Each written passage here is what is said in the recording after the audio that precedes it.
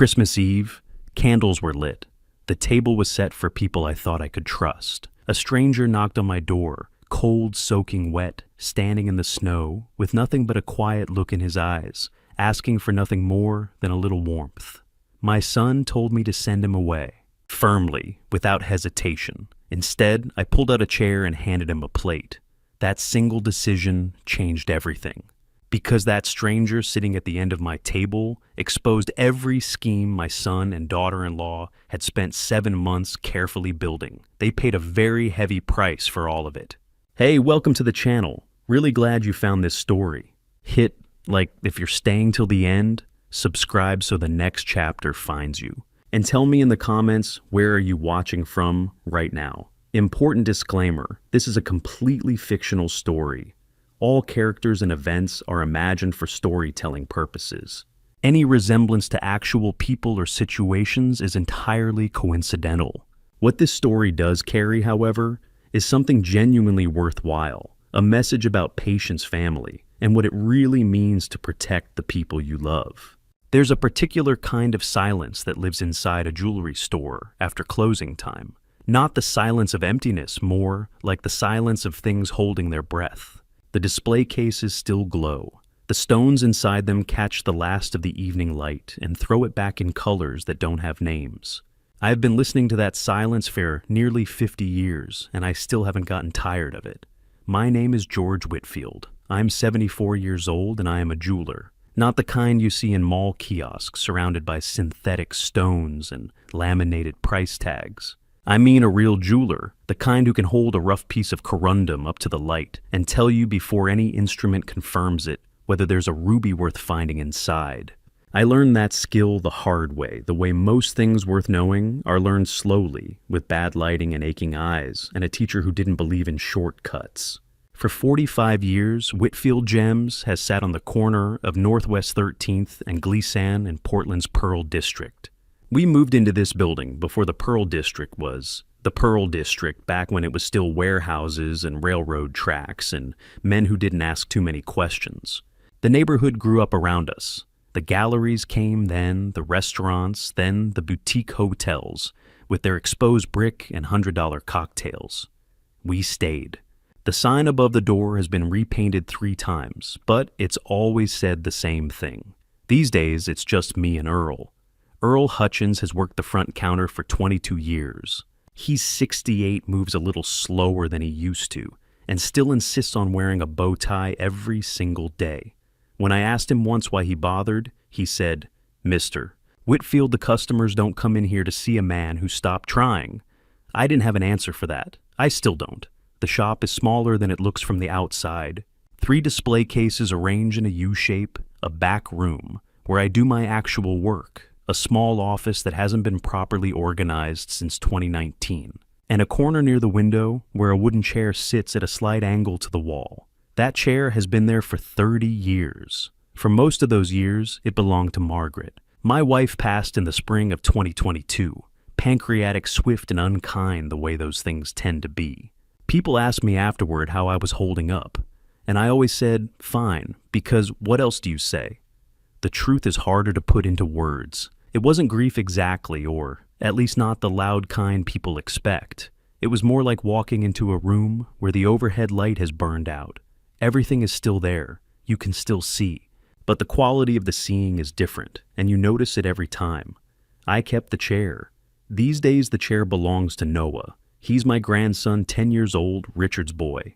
Every Tuesday and Thursday, he walks the 6 blocks from school to the shop, drops his backpack next to the chair with a thud that rattles the back case slightly, and spends the next 2 hours doing homework with the focused intensity of someone who takes math very personally. He doesn't talk much while he works, neither do I. We've developed an arrangement over the past year that suits us both. He does his work, I do mine, and somewhere in the middle of it, Earl brings us each a small glass of apple juice without being asked. Noah has Margaret's eyes. I've never told him that.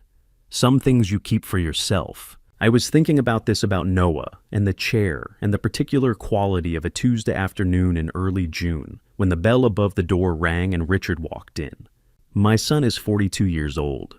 He has my height and his mother's coloring, and he works in commercial real estate on the east side of the river, which means he spends his days convincing people that spaces are worth more than they appear to be. He's good at it. He's always been good at making things seem like something other than what they are. He came in around 4:30 while Noah was still bent over a worksheet and Earl was polishing the front case with the slow, practiced movements of a man who has polished the same case 10,000 times.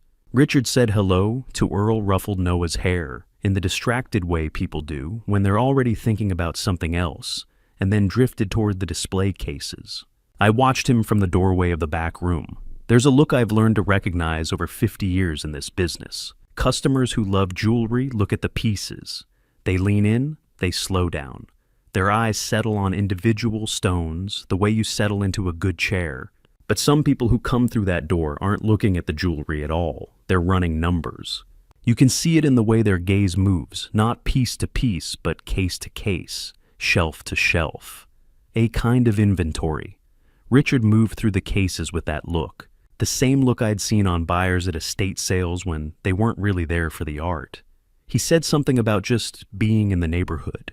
Said he hadn't seen the place in a while and wanted to check in. He asked how business was going, whether I had thought any more about the retirement conversation we'd had back in March, whether Earl was still full-time. Normal questions said in a normal voice with a smile that sat a half second too long on his face before fading.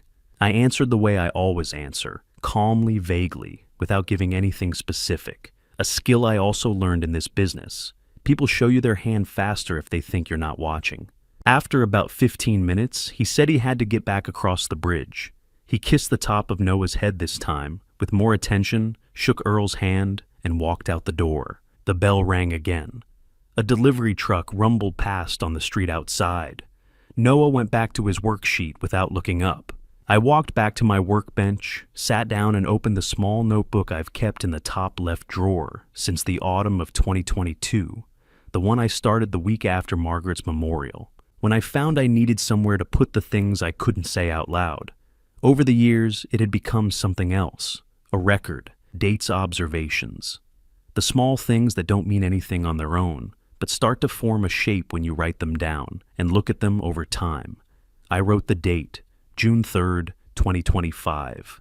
Then I wrote R, came in, looked at the cases the wrong way, asked about retirement again. I closed the notebook and looked out the window. Portland was doing what Portland does in early June, delivering a gray drizzle that couldn't quite decide if it was rain or fog, coating the street in a flat silver light. A woman walked past with a terrier on a leash. A cyclist cut around a double-parked delivery van. Ordinary Tuesday afternoon. Nothing that would tell you anything was wrong. 50 years of learning to see what others couldn't. I just never thought I'd have to use that skill on my own son. It started small, the way most things that matter always do. A cup of tea I didn't ask for handed to me, with a smile I didn't quite trust. Sandra had never been a particularly attentive daughter-in-law. Not cold exactly, just the kind of person who keeps a careful distance, who remembers birthdays with a card and nothing more, who asks how you're doing, without pausing long enough to hear the answer. For 17 years, we had maintained a perfectly cordial relationship, built almost entirely on avoidance. She stayed in her lane. I stayed in mine. It worked the way a lot of arrangements in family life work, not because they're good, but because nobody wants to be the one to disrupt them. Which is why when she started showing up at the shop in early July, I noticed, the first time she had what seemed like a reasonable excuse. She was nearby, she said. She'd been at a boutique 2 blocks up and thought she'd stop in to say hello. She brought tea in a paper cup from the place on the corner, chamomile, she said, knowing I didn't drink coffee.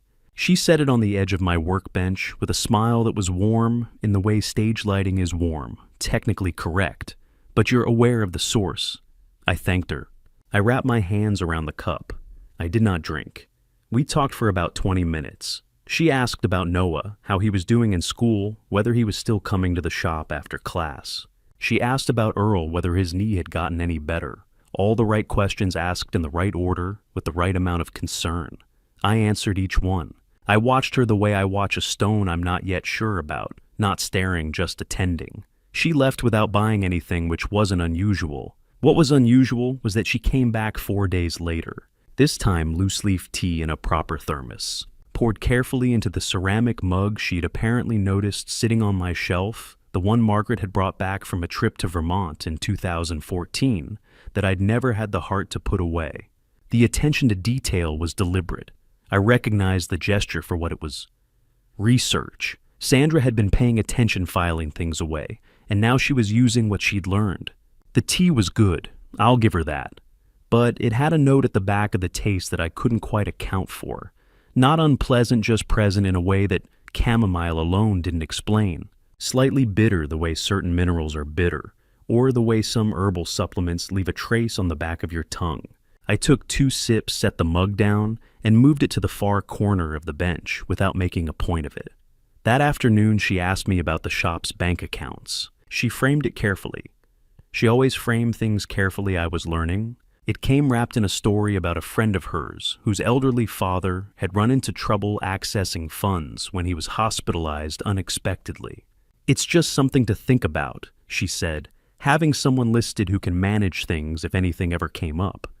She said it the way you say things you've rehearsed too smooth, no hesitation, no searching for words.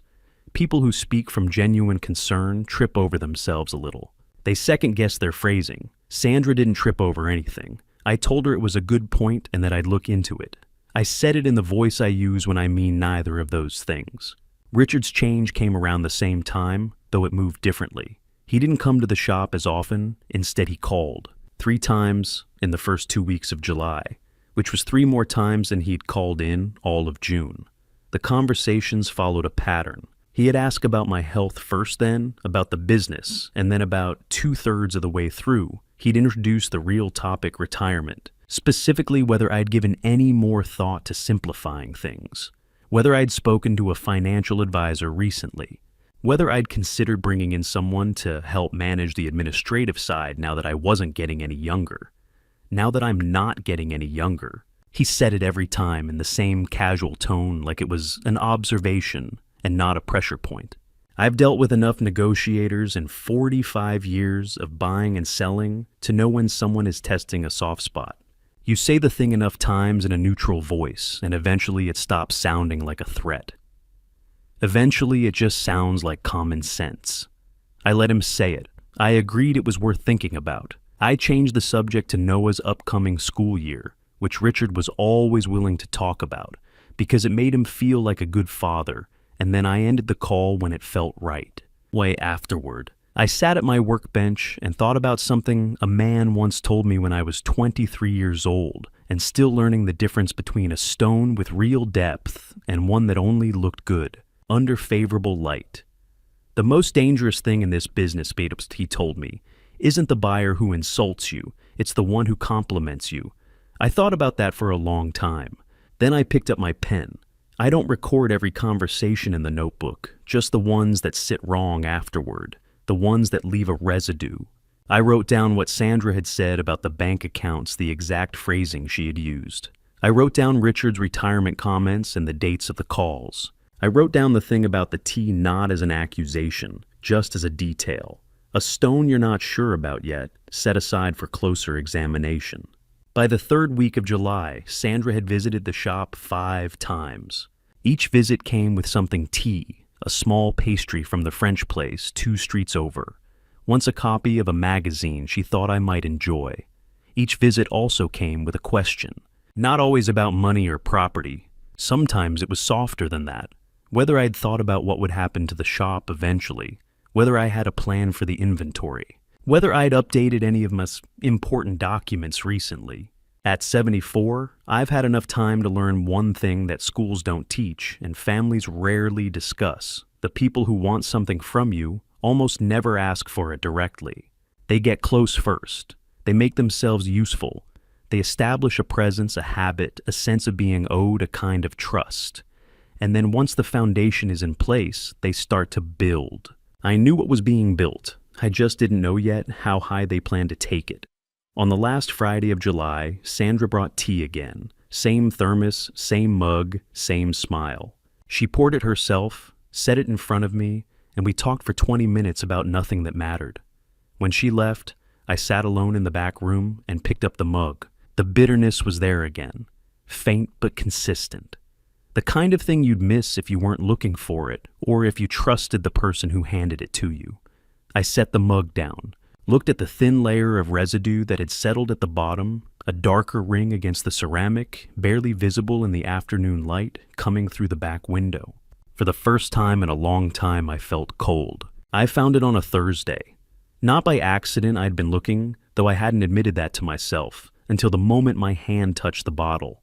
Sandra had left her coat. She'd come in that morning, stayed about 30 minutes, brought soup this time, instead of tea, asked me 3 carefully worded questions about whether I'd recently spoken to an estate attorney, and then left in a hurry something about a meeting across town. Her coat stayed behind on the stool near the work table. I looked at it for the better part of an hour before I did anything about it. I went back to my work, finished setting a stone in a repair piece, wrote up 2 estimates, talked to Earl about a late delivery. Normal afternoon, except that every 20 minutes or so, my eyes returned to that coat hanging on the stool, like a question I hadn't decided to answer yet. At 4:15, Earl said goodnight, straightened his bow tie burgundy today, and headed out.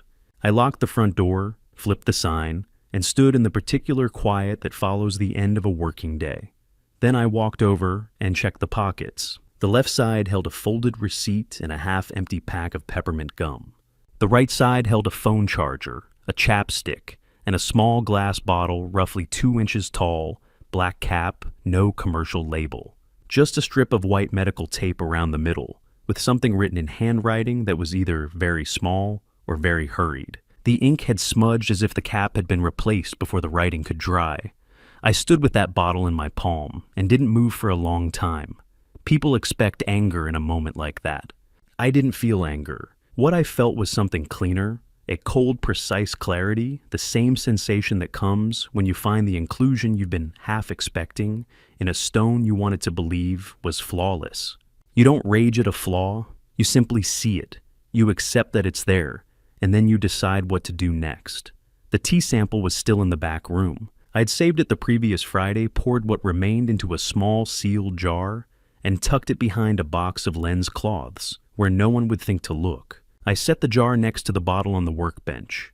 2 small objects in the late afternoon light, sitting side by side, like the beginning of a sentence I hadn't finished reading yet.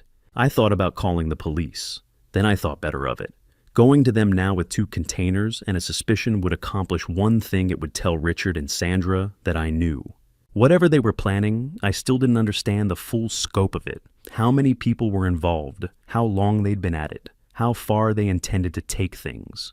Moving too early would hand them the advantage of knowing I was aware. I needed more before I handed anything to anyone. The yellow pages were in the bottom drawer of the office desk, the physical directory, not a website. I wasn't going to search for an independent testing laboratory on any screen connected to my name.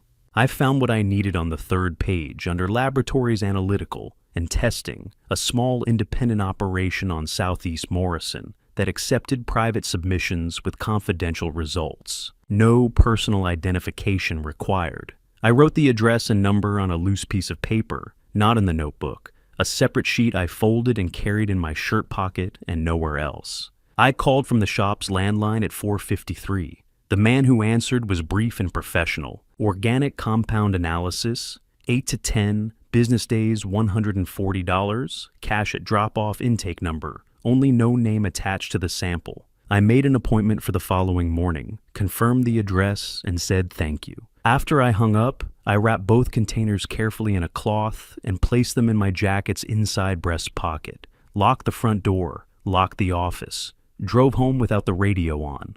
Not to the kitchen, not to the living room chair where I usually spent the first hour after work. I went upstairs to the small room at the end of the hall. Margaret's study, the one I had barely touched since the spring of 2022. Her reading chair still angled toward the window. Her lamp still on the side table beside it. Her photograph on the shelf, the one from the Oregon coast in 2018, the last trip we took before everything changed. I sat in the wooden chair from the hallway. Not her chair, never her chair, and I talked to her. Quietly at first, then in a voice just low enough that it wouldn't have carried past the doorway.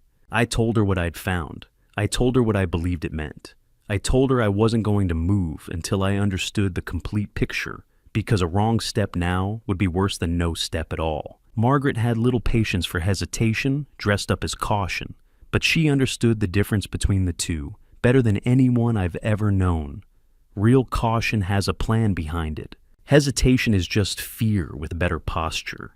I wasn't afraid. I didn't yet know how far the plan extended or what ultimately they intended to take from me. But I knew what I had to do next, the same way I've always known what a stone requires before it can become what it was always meant to be. You find the line, you prepare, and when the moment is right, you commit completely. From this night forward, I could not afford to be anything less than that. The results came back on a Tuesday. I read them twice, folded the paper once along the center crease, and placed it in the false bottom of my workbench drawer, the same compartment where I had kept Margaret's engagement ring for 3 weeks before I finally got up the nerve to propose. Some things you hide not because they're shameful, but because they're too important for open air. The report was 4 pages written in the dry, precise language of people who deal in facts and want no part of whatever you do with them. The summary was on page 1. The compound identified in both samples belonged to a class of substances with well-documented effects on the central nervous system, specifically on the kind of short-term memory processing that, in older adults, tends to look indistinguishable from the early stages of cognitive decline.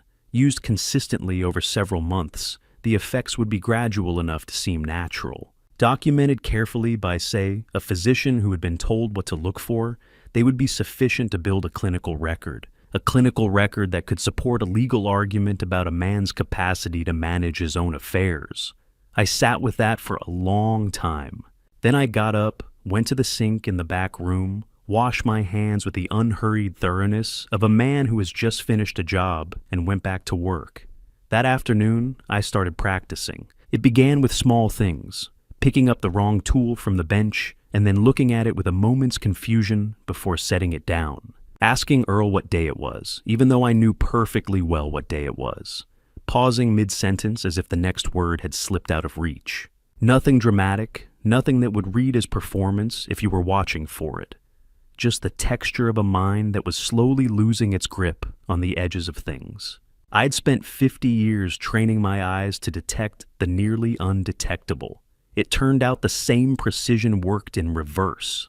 I practiced at home in the evenings in front of the bathroom mirror. I want to be matter-of-fact about this because that's how I approached it as a technical problem, not a personal indignity. I needed to learn to do something convincingly that I had never done before.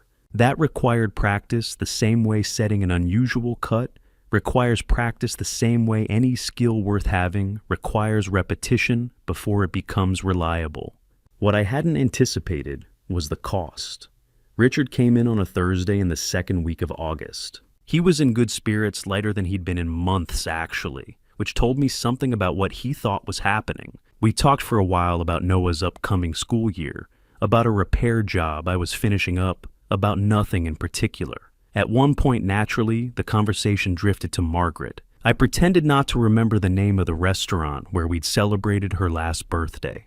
It was a place on Northwest 21st that she'd loved for years, the kind of detail that lives in your body, not just your mind the way certain things do when you've carried them long enough. I let my eyes go slightly unfocused. I said something like, "The Italian place, you know, the one on the west side, she always ordered the same thing," and then trailed off with a small, effortful frown. Richard said the name of the restaurant. I said, right, of course. And I nodded like a man receiving information rather than a man who already knew. He moved on quickly. People always do when they get the confirmation they're looking for. What I had not expected was the thing that happened in my chest during those 4 seconds. Not grief exactly. I'd made a kind of peace with grief over the past 3 years. Something else. Something that felt like a small, precise betrayal of a private agreement I hadn't known I was keeping. Margaret's name in my mouth being used as a prop, in a performance she would never have asked me to give. I stood at the workbench after Richard left and held very still for a moment. Then I picked up my tools and finished the repair piece I'd been working on. That was how I handled it every time. The feeling would come sharp and quick, and I would let it pass through without slowing down. You don't stop in the middle of cutting a stone, because the work is harder than you expected. You adjust your grip and continue. Sandra's tea visits continued through August. Each time I went through the routine, accepting the mug, wrapping both hands around it, exchanging pleasantries, and then, when the conversation shifted, or Sandra looked away, tilting the mug toward the small potted plant that sat on the corner of the workbench. A jade plant I'd had for 11 years that had survived drought and neglect and 2 relocations without complaint. By the 3rd week of August, it was looking considerably less healthy. I didn't feel good about that. No one noticed something different about me. He came in on a Tuesday afternoon, dropped his bag in the usual way, and settled into the chair with his homework. About 40 minutes in, without looking up from his worksheet, he said, "Grandpa, what are you practicing?" I looked over at him. "What do you mean, you keep doing the thing?" he said. "Where you stop and look like you forgot something, but then you don't actually forget. You go right back to what you were doing." 10 years old. Margaret's eyes, and it turned out something of her radar as well. I thought about it for a moment. Then I said, "I'm practicing remembering." He looked at me with the particular expression children get when they suspect an adult is telling the truth in a way they're not entirely meant to understand. Then he went back to his worksheet, practicing remembering. It was the most honest thing I'd said to anyone in weeks. By the end of August, the performance had become something close to second nature. Richard and Sandra were seeing what they expected to see, a man whose edges were softening, whose grip on the details of his own life was quietly loosening. They were building their case on a foundation I was helping them construct, which meant I also knew every stone in it.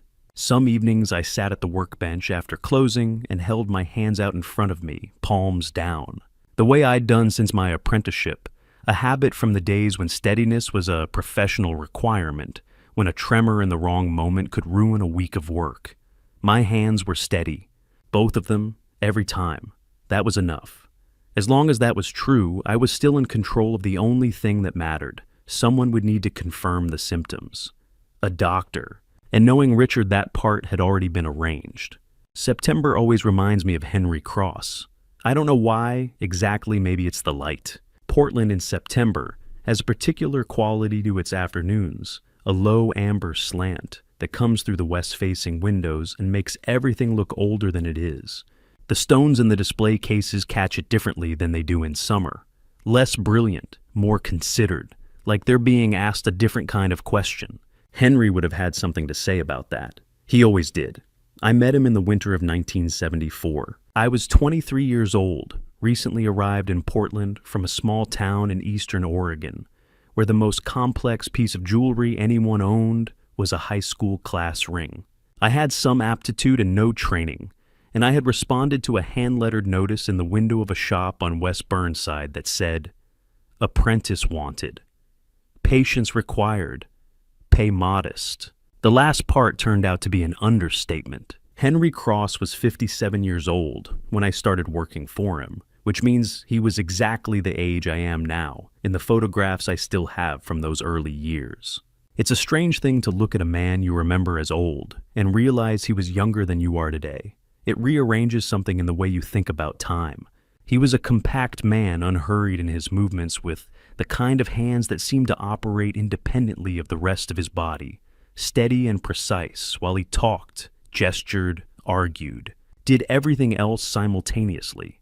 He had opinions about everything and stated them without apology, and he had a particular gift for saying things you didn't understand until 3 years later. One afternoon in my first month, I was struggling with a setting, a simple prong job, that I kept getting wrong, and I asked him why it mattered so much to get it exactly right, when the customer probably wouldn't notice the difference. He put down what he was working on, looked at me for a moment, and said, "A real stone doesn't need to announce itself. It just needs to be placed where the light can find it." I wrote that down when I got home. I've thought about it most days since. He taught me everything I know about this work, not just the technical side, though. He was exacting about that, but the larger thing underneath it, the patience. The willingness to sit with something unfinished rather than rush it to completion before it was ready. The understanding that what a stone becomes is always more important than what it looked like when you found it. We worked together for 9 years. Then I opened my own shop, and the years did what years do. They move forward quickly, carrying everything with them. I kept in touch with Henry, the way you keep in touch with people you intend to see more often than you do. Cards at Christmas, the occasional phone call, a visit every year or two that was always too short. He had a son, a boy of about 8, when I left the shop, quiet and watchful, the kind of child who listens more than he speaks. I don't remember much else about him. I wasn't paying close enough attention. That's something I've had to sit with. Around 1998, Henry ran into serious financial difficulty. The details aren't mine to recount in full. It involved a partner who turned out to be less trustworthy than he appeared, and a series of decisions made in good faith that unraveled badly. He called me twice that year. I remember both calls clearly, which is its own kind of indictment. I was in the middle of expanding the shop, taking on debt of my own, managing a staff for the first time. I listened. I said the things you say.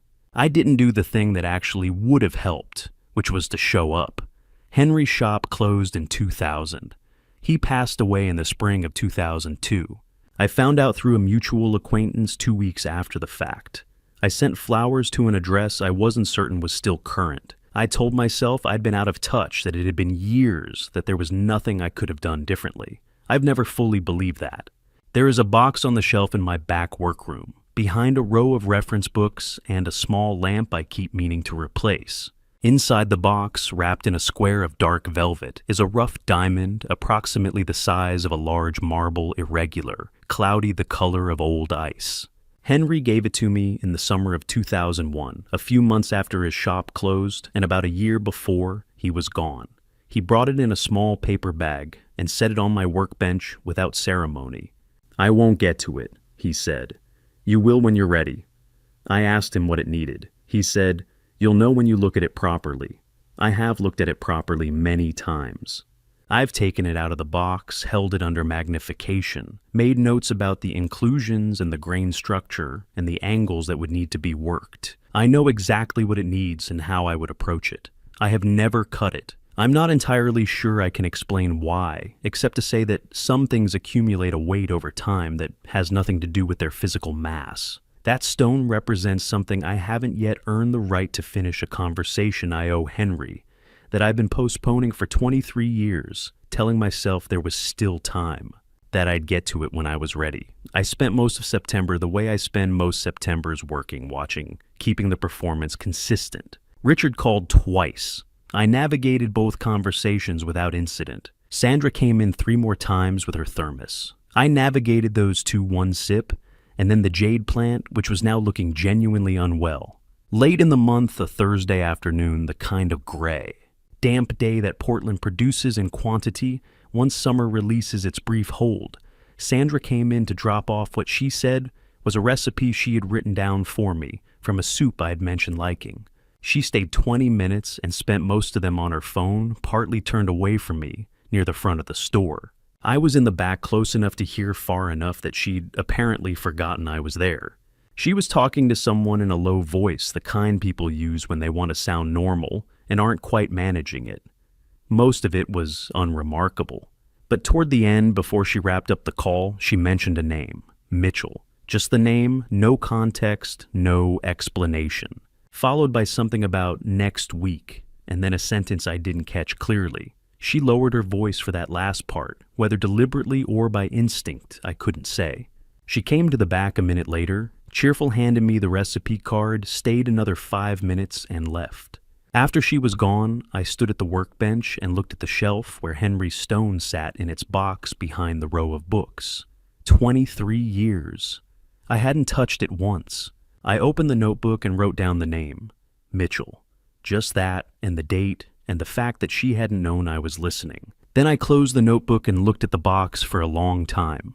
I wasn't sure what I was still waiting for. October came in, and the pressure changed the way pressure always does when something is getting ready to give.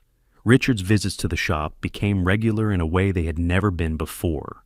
Not dropping by, arriving with a purpose he took less trouble to conceal than he had in the summer. He started asking about valuation. Not directly, Richard was never direct. He approached the subject, The way you approach a dog you're not sure about from the side, slowly without making eye contact. He would mention that a property down the street had recently sold, and wasn't it interesting what prices were doing in the Pearl District these days? He would note that a friend of his had recently had his estate documents professionally reviewed and found several things that needed updating. He would suggest in the mildest possible terms that it might be worth having someone come in and take stock just to simplify the paperwork, Dad, just to reduce the administrative burden while you focus on the work you love. The phrasing shifted slightly each time, but the destination was always the same. He was testing the approach that got the least resistance, the way a locksmith works through a combination. He doesn't yet know one number at a time, listening for the click. Each conversation ended the same way, with me agreeing it was worth thinking about, and Richard leaving, looking faintly satisfied. And me standing at my workbench afterward, writing down exactly what he'd said and when. The call came on a Wednesday in the second week of October. A woman named Patrice, she'd worked as a clerk at the Multnomah County Courthouse for nearly 30 years. And she and Margaret had served together on their church's fundraiser committee for most of a decade. She called the shop's landline at 2:30 and asked if I had a few minutes. She told me carefully, in the way of someone doing a favor they couldn't officially be doing, that a petition had been filed. A conservatorship petition, the kind that asks a court to appoint someone to manage the financial and personal affairs of an individual who may no longer be capable of managing them independently. She said she couldn't tell me more than that. She thought I should know. I thanked her. I told her Margaret always said she was one of the good ones. She said she was sorry and she meant it, and we said goodbye. I held the receiver for a moment after the line went quiet. Not from shock, I had been building toward this understanding for months. More from the particular weight that comes when something you suspected becomes something you know. Suspicion leaves room for doubt. Knowledge doesn't. So, that was the full architecture of it. Not just a conversation or a signature at a kitchen table, a court filing, official, documented.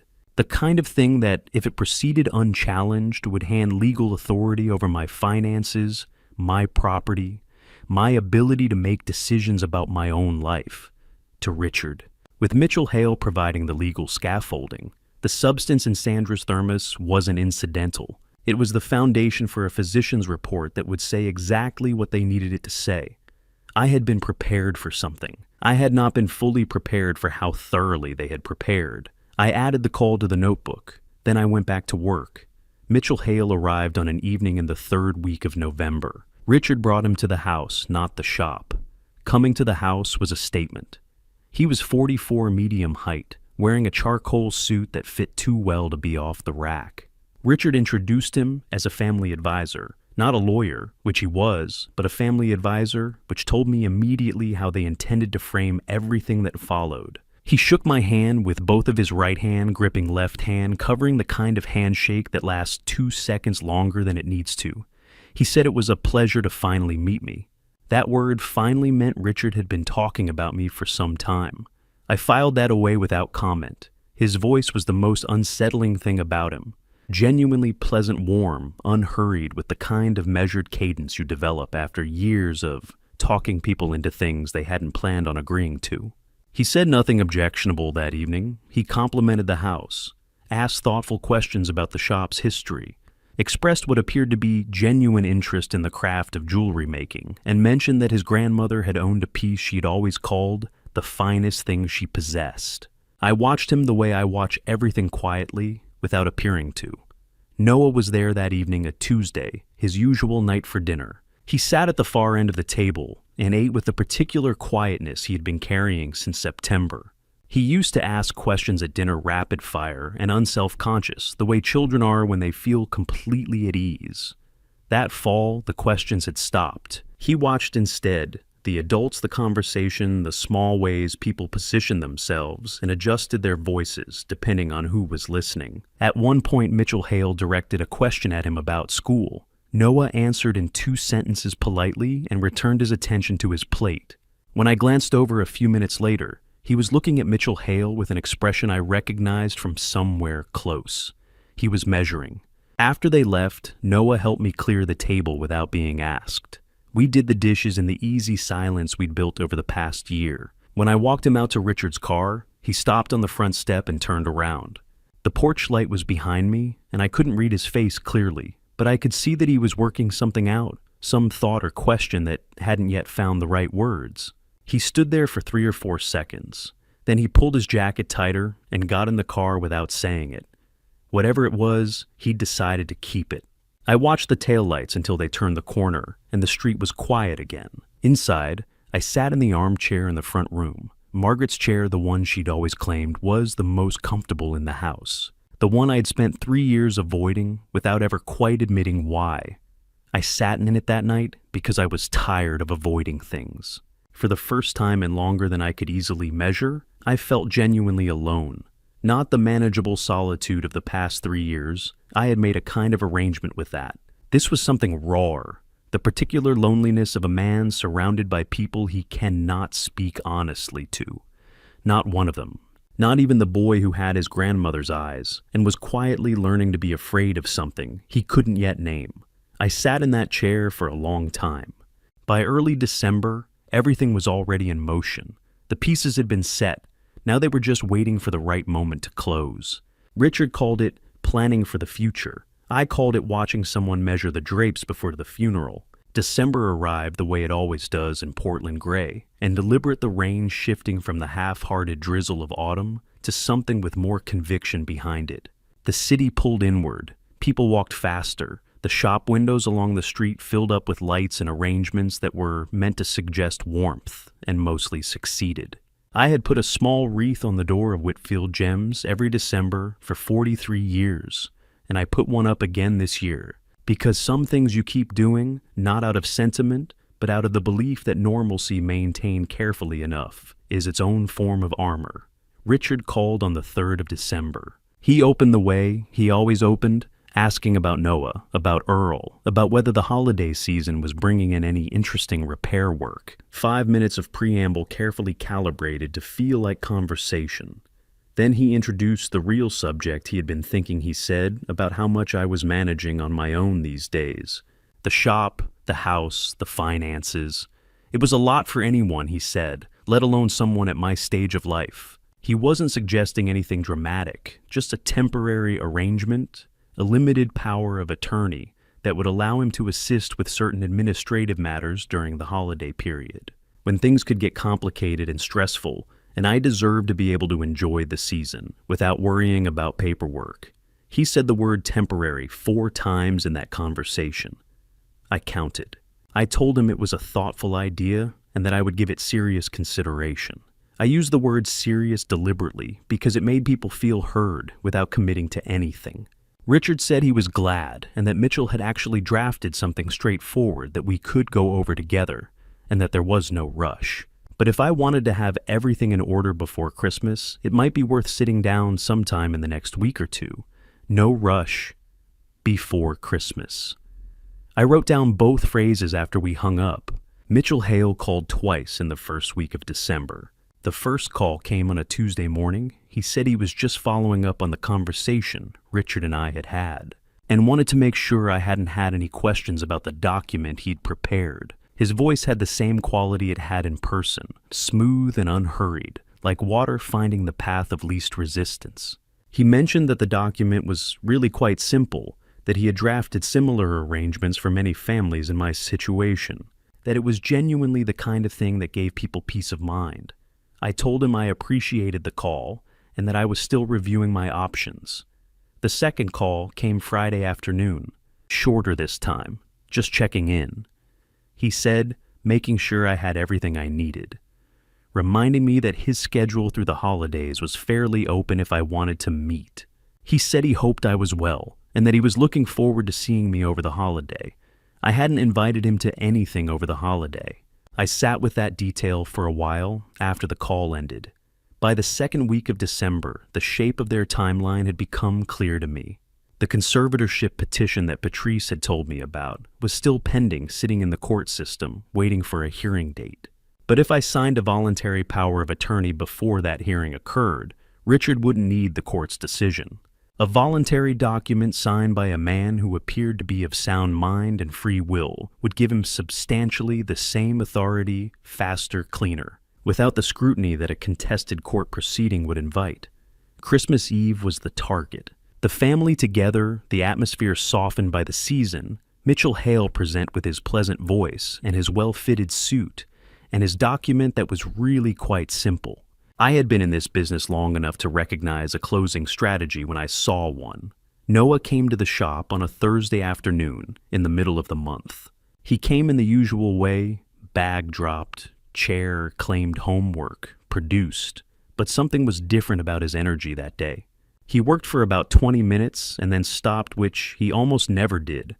He sat looking at his worksheet for a moment, then set his pencil down and turned to face me.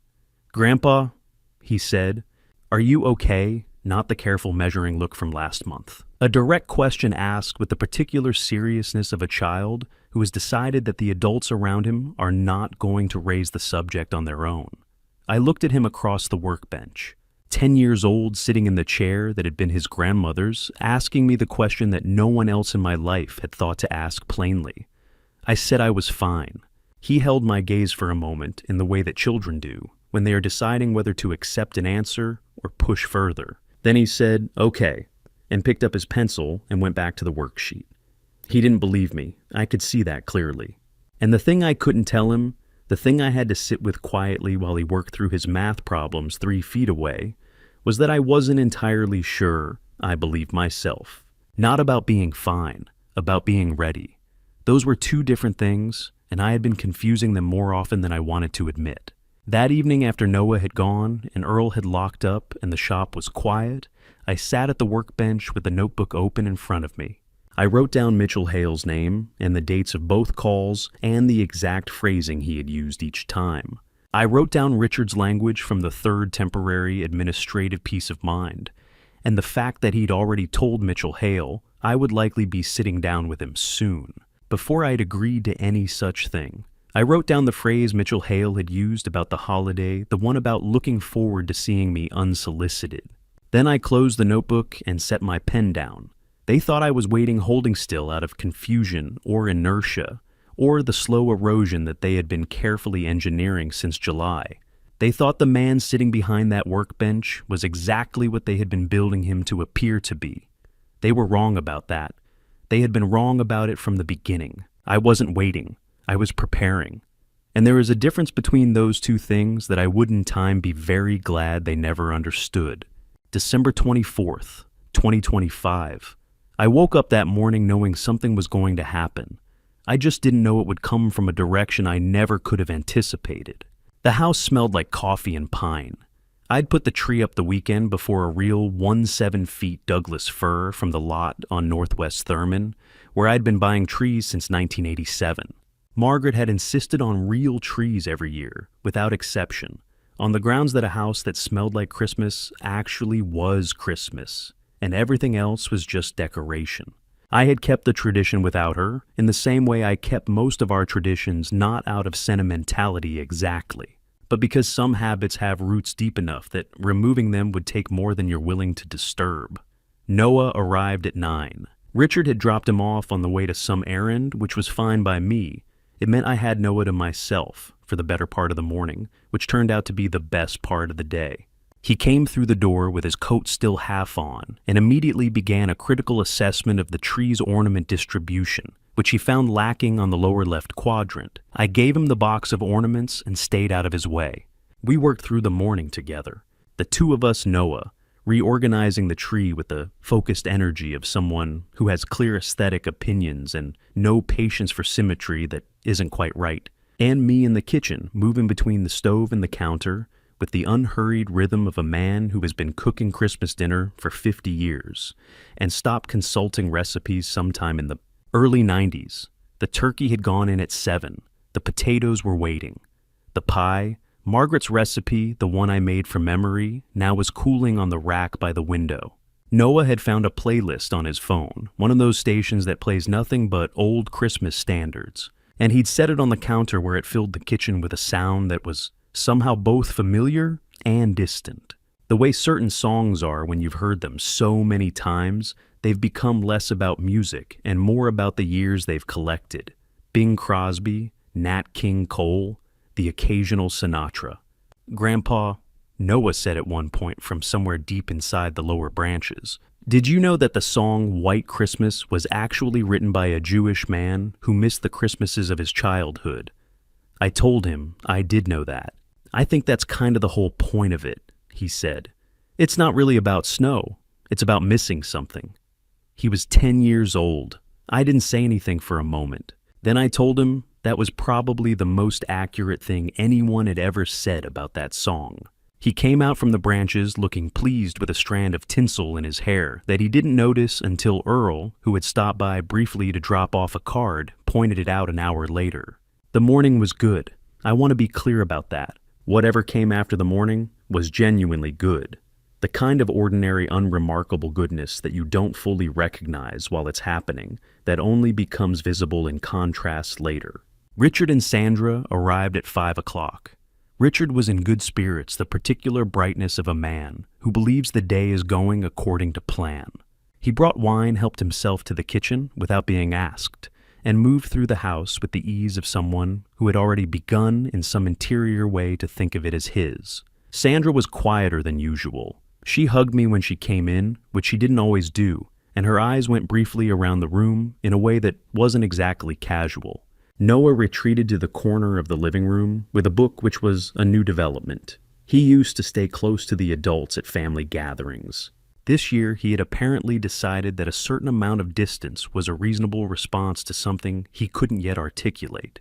Mitchell Hale arrived at 6:17. Richard introduced him again as a family advisor, the same framing as November, delivered with the same practiced ease. Mitchell Hale shook my hand in the same way he always did 2 seconds too long, and said something warm about how kind it was to be included in such a lovely evening.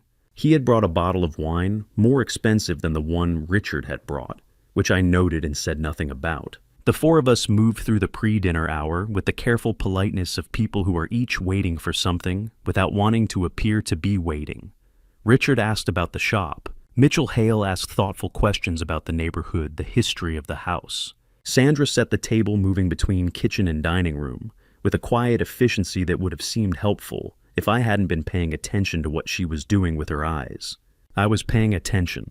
It was during one of Sandra's passes through the kitchen. She was getting the serving dishes from the cabinet above the refrigerator that I walked to the counter to check on something at the stove and past the kitchen table. The folder was sitting on the far end, half covered by Richard's coat. He had set the coat there when he arrived, draped it over the back of the chair, and the folder had been underneath it or inside it and had worked its way partially into view sometime in the past hour. A plain manila folder, the kind you can buy at any office supply store, with a white label on the tab. Whitfield Estate Transfer of Assets, December 24th. I read it in the time it takes to take a step. I did not stop walking. I did not change my expression or my pace. I checked the burner I had come to check, adjusted it slightly, and went back to the living room. I had been performing small, unremarkable behaviors for 5 months. This was the most important one. By 7:30, everything was on the table. The turkey, the potatoes, the green beans, with the almonds the way Margaret had always made them. The wine was poured. The candles were lit. Noah had insisted on candles, had found the old brass holders in the sideboard drawer, and polished them himself that afternoon without being asked. Richard sat at one end of the table. Mitchell Hale sat to his left, Sandra across from him, Noah next to me, close enough that his arm was almost touching mine. The clock on the wall read 7:42 p.m. I looked around the table, everything in its place, everyone where they had arranged to be. The room warm, the candles, steady, the food going cold, in the way food does when people are waiting for something before they begin. I picked up my fork and knife. The doorbell rang. Nobody moved for a half second. Then I set down my fork, pushed back my chair, and went to answer it. I don't know what I expected to see when I opened the door. But it wasn't him. The cold came in first, a wall of it, the sharp, wet cold of a Portland December that had turned serious sometime in the past hour. Beyond the porch light's reach, The street was dark and moving, the kind of heavy rainfall that looks almost like snow when it catches the light at a certain angle.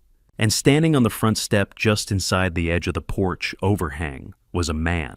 He was around 45. It was hard to be more precise than that. Cold and exhaustion do their own kind of work on a face, and his had clearly seen both recently and at length. His coat was a dark canvas field jacket, the kind that had been adequate for the weather it was designed for, but was not adequate for tonight. It was soaked through at the shoulders and cuffs. His hair was going gray at the temples, cut short in a way that had grown out past its intention. He hadn't shaved in several days. But his eyes. That was the thing I noticed first, before the coat, before the hair, before any of the rest of it. His eyes were tired, genuinely tired, the tiredness of someone who has not slept properly in longer than one night. But they were also completely unsettlingly alert. There was nothing unfocused about them. They took me in with a kind of quiet precision that I recognized, though I couldn't immediately have said from where. He said he was sorry to disturb me. He said he'd been walking for a while, and the storm had gotten worse faster than he'd expected, and he wondered if he might wait somewhere dry until it eased up, and if there was any chance of something to eat. He said it simply, without performance, without the particular cadence of practiced asking. He was stating facts and making a request, and he was prepared to accept whatever the answer was. I looked at him for a moment. Then I opened the door wider and told him to come in. Richard was on his feet before I had turned back to the table. He said my name in the tone people use when they want to stop something, without saying what the thing is. I told him to sit down and get an extra chair from the hallway closet. He said quietly, the way he said things he meant seriously, that we didn't know this person, and that it might not be the best idea. I said I was aware we didn't know him. That was generally true of strangers. I went to the kitchen to get another plate. Sandra said something about safety, about not knowing who was out there on a night like this. Her voice reasonable and concerned in a way that would have seemed genuine if I hadn't spent the past 6 months cataloging the things that seemed genuine about Sandra and weren't. I didn't respond to that either. Mitchell Hale said nothing. He had turned in his chair to watch the man come in from the cold, and he stayed turned, watching with an expression that was careful in a way his expressions hadn't been before. He was evaluating something. I wasn't sure yet what. Earl had once told me years ago that you learn more about a person in the first 30 seconds after something unexpected happens than you do in a year of normal conversation. What I learned in those 30 seconds was Richard's first instinct was control. Sandra's was anxiety, genuine or performed. Mitchell Hale's was assessment. The man sat in the chair Richard had, with visible reluctance retrieved from the hallway. He took his coat off at my suggestion and hung it on the back. It was wet enough that it left a small, dark mark on the wood, and he sat with his hands in his lap and looked at the table with the particular self-containment of a person who has learned not to take up more space than they have been given. I served him from the dishes that were still out: turkey, potatoes, green beans. He thanked me in a voice that was quiet and even, and he began to eat. He ate slowly, not self-consciously, not performing gratitude, just slowly, in the way of someone for whom the pace of eating had long since ceased to be a social matter. He ate the way people eat when they are genuinely hungry, but have learned to govern that hunger so it doesn't govern them. I had seen that quality before in people who'd spent time in circumstances where control over small things was the only control available. Noah was watching him from across the table with the open attention that children deploy before they learn it's considered impolite. The rest of the table had rearranged itself into a careful simulation of a normal dinner. Richard asking Mitchell Hale something about a development project, Sandra refilling her wine glass. The conversation continuing over and around the stranger at the end of the table, the way water moves around an obstacle. I watched the man instead. Halfway through his plate, without shifting his attention from his food, he reached into the inside pocket of his damp coat hanging on the chair behind him and set something on the corner of the table beside his plate. A phone. Old model, the screen, worn at the edges from use. The case was an incongruous shade of pale pink, the kind of case that comes on a phone bought second-hand or passed along from someone else. He had wrapped it in a single layer of thin plastic, the kind from a produce bag sealed at the top with a rubber band. The plastic had fogged slightly from the warmth of the room. He set it down the way you set down something you want to keep track of. Not prominently, just within reach. Noah looked at the phone, then he looked at the man. Then, with the directness that I had come to regard as one of his most reliable qualities, he said, "Are you a police officer?" The man looked up from his plate. He looked at Noah for a moment, not the brief, dismissive look adults give children when they're answering a question they don't take seriously, but an actual pause, as if the question deserved consideration. Then he said, "I used to do something like that." Noah nodded, apparently satisfied. He picked up his fork. I noted the answer. I noted the phone. I noted the way the man had looked at Noah with attention, with something that might have been recognition of a quality he respected. I filed all of it away without comment because that was what this particular moment required. And then I became aware in the peripheral way you become aware of things you've trained yourself to watch, that Mitchell Hale had gone very still. He was looking at the phone on the corner of the table. Then his gaze moved to the man sitting beside it. It was a careful look, controlled nothing that would read as alarm to anyone watching casually. But I had been watching Mitchell Hale for 2 months, and I knew what his comfortable expression looked like. This was not it. Recognition flickered subtle but unmistakable. Like he had seen that face before somewhere, he hadn't expected to see it again. For the first time all evening, Mitchell Hale did not look comfortable at all.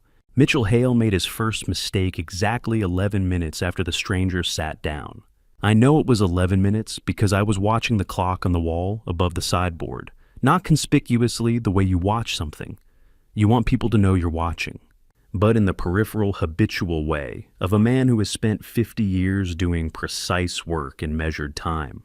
The dinner had resumed after a fashion. Plates were passed, wine was poured. Richard had steered the conversation back to something about property values in the West Hills, and Mitchell Hale had followed along with the attentive pleasantness that was apparently his default setting in all situations. The stranger ate quietly and said nothing. 11 minutes in, Mitchell Hale set his fork down, reached into the leather portfolio he'd placed against the leg of his chair when he arrived, and produced a folder. Not the manila folder I'd seen on the kitchen table. This one was newer, the kind of presentation folder you buy when you want something to look considered rather than casual. He set it on the table beside his plate and looked at me with the expression he'd been calibrating all evening. He said he hoped I didn't mind. He knew the timing wasn't ideal, but since we were all here together, it might be a natural moment to take a few minutes and look over something he and Richard had been putting together. Just a simple document, he said. A temporary arrangement that would allow Richard to assist with certain administrative matters over the coming months. Nothing that couldn't be revisited. He slid the folder a few inches in my direction. The voice at the other end of the table said, very pleasantly, "What kind of attorney brings paperwork to Christmas dinner?" The table went quiet in the way tables go quiet when something lands that everyone heard but no one was prepared for. Mitchell Hale looked at the stranger with an expression that was trying to remain hospitable and not quite managing it. He said something about the holidays being a natural time for family planning conversations. The stranger nodded slowly as if considering this. Then he said, "Is that a temporary power of attorney or something filed through the court?" Mitchell Hale's jaw moved before his answer did. "It's a straightforward private arrangement, because those are two different instruments," the stranger said, in the same unhurried tone he'd used to ask Noah to pass the salt 20 minutes earlier. A private POA requires the principal to have full legal capacity at the time of signing. A court-ordered conservatorship goes through a different process entirely. I'm just wondering which one this is, since the approach seems to involve elements of both. The room had stopped pretending to be a dinner. Richard said the man's name, not his name, since nobody at that table knew it yet, but, hey, the sharp warning version. The word reduced to a single syllable that was supposed to communicate that he had no standing here and should be aware of it.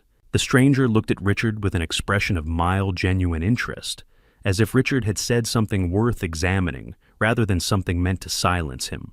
Then he looked back at Mitchell Hale and said, "When was the conservatorship petition filed?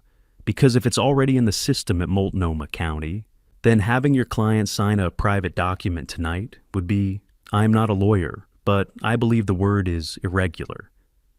Mitchell Hale closed the folder. It was a small movement practiced and controlled, but it was the wrong movement. If the document had been what he claimed it was, simple, benign, something any reasonable family might put together for the holidays, the response to that question would have been explanation, if not retreat.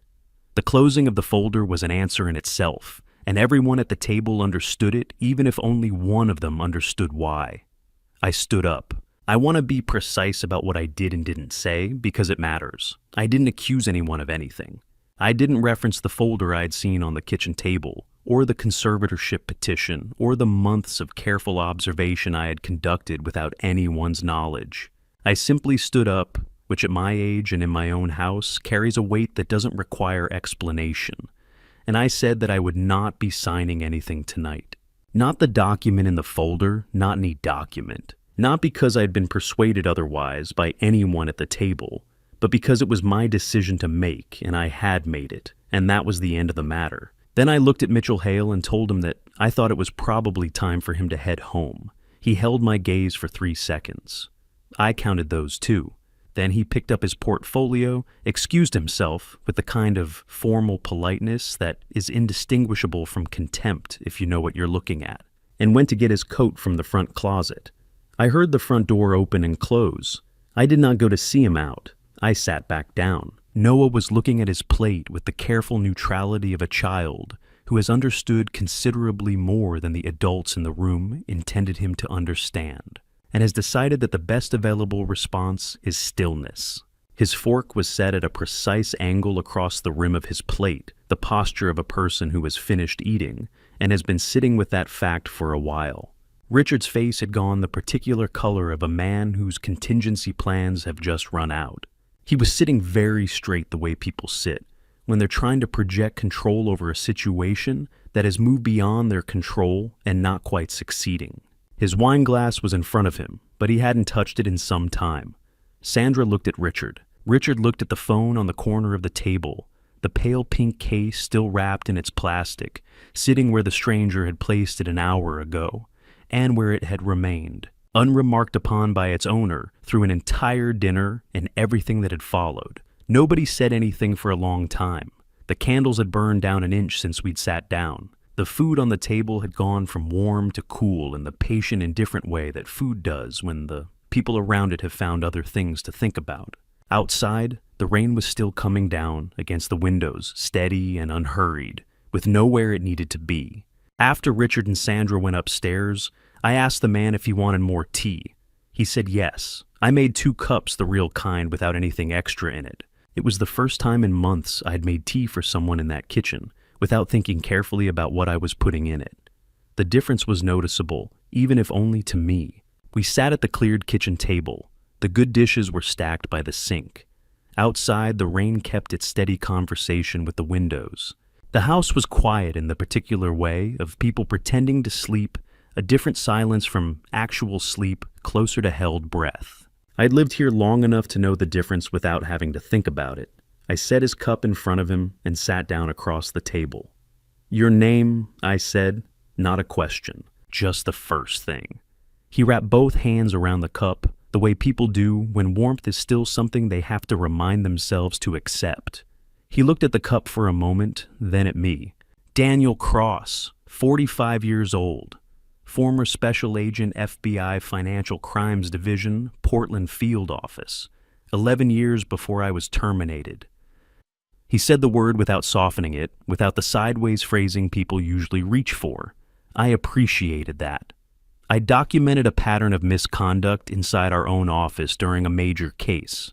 I reported it through the proper internal channels. The channels determined that the most efficient resolution was to remove the person who had done the documenting.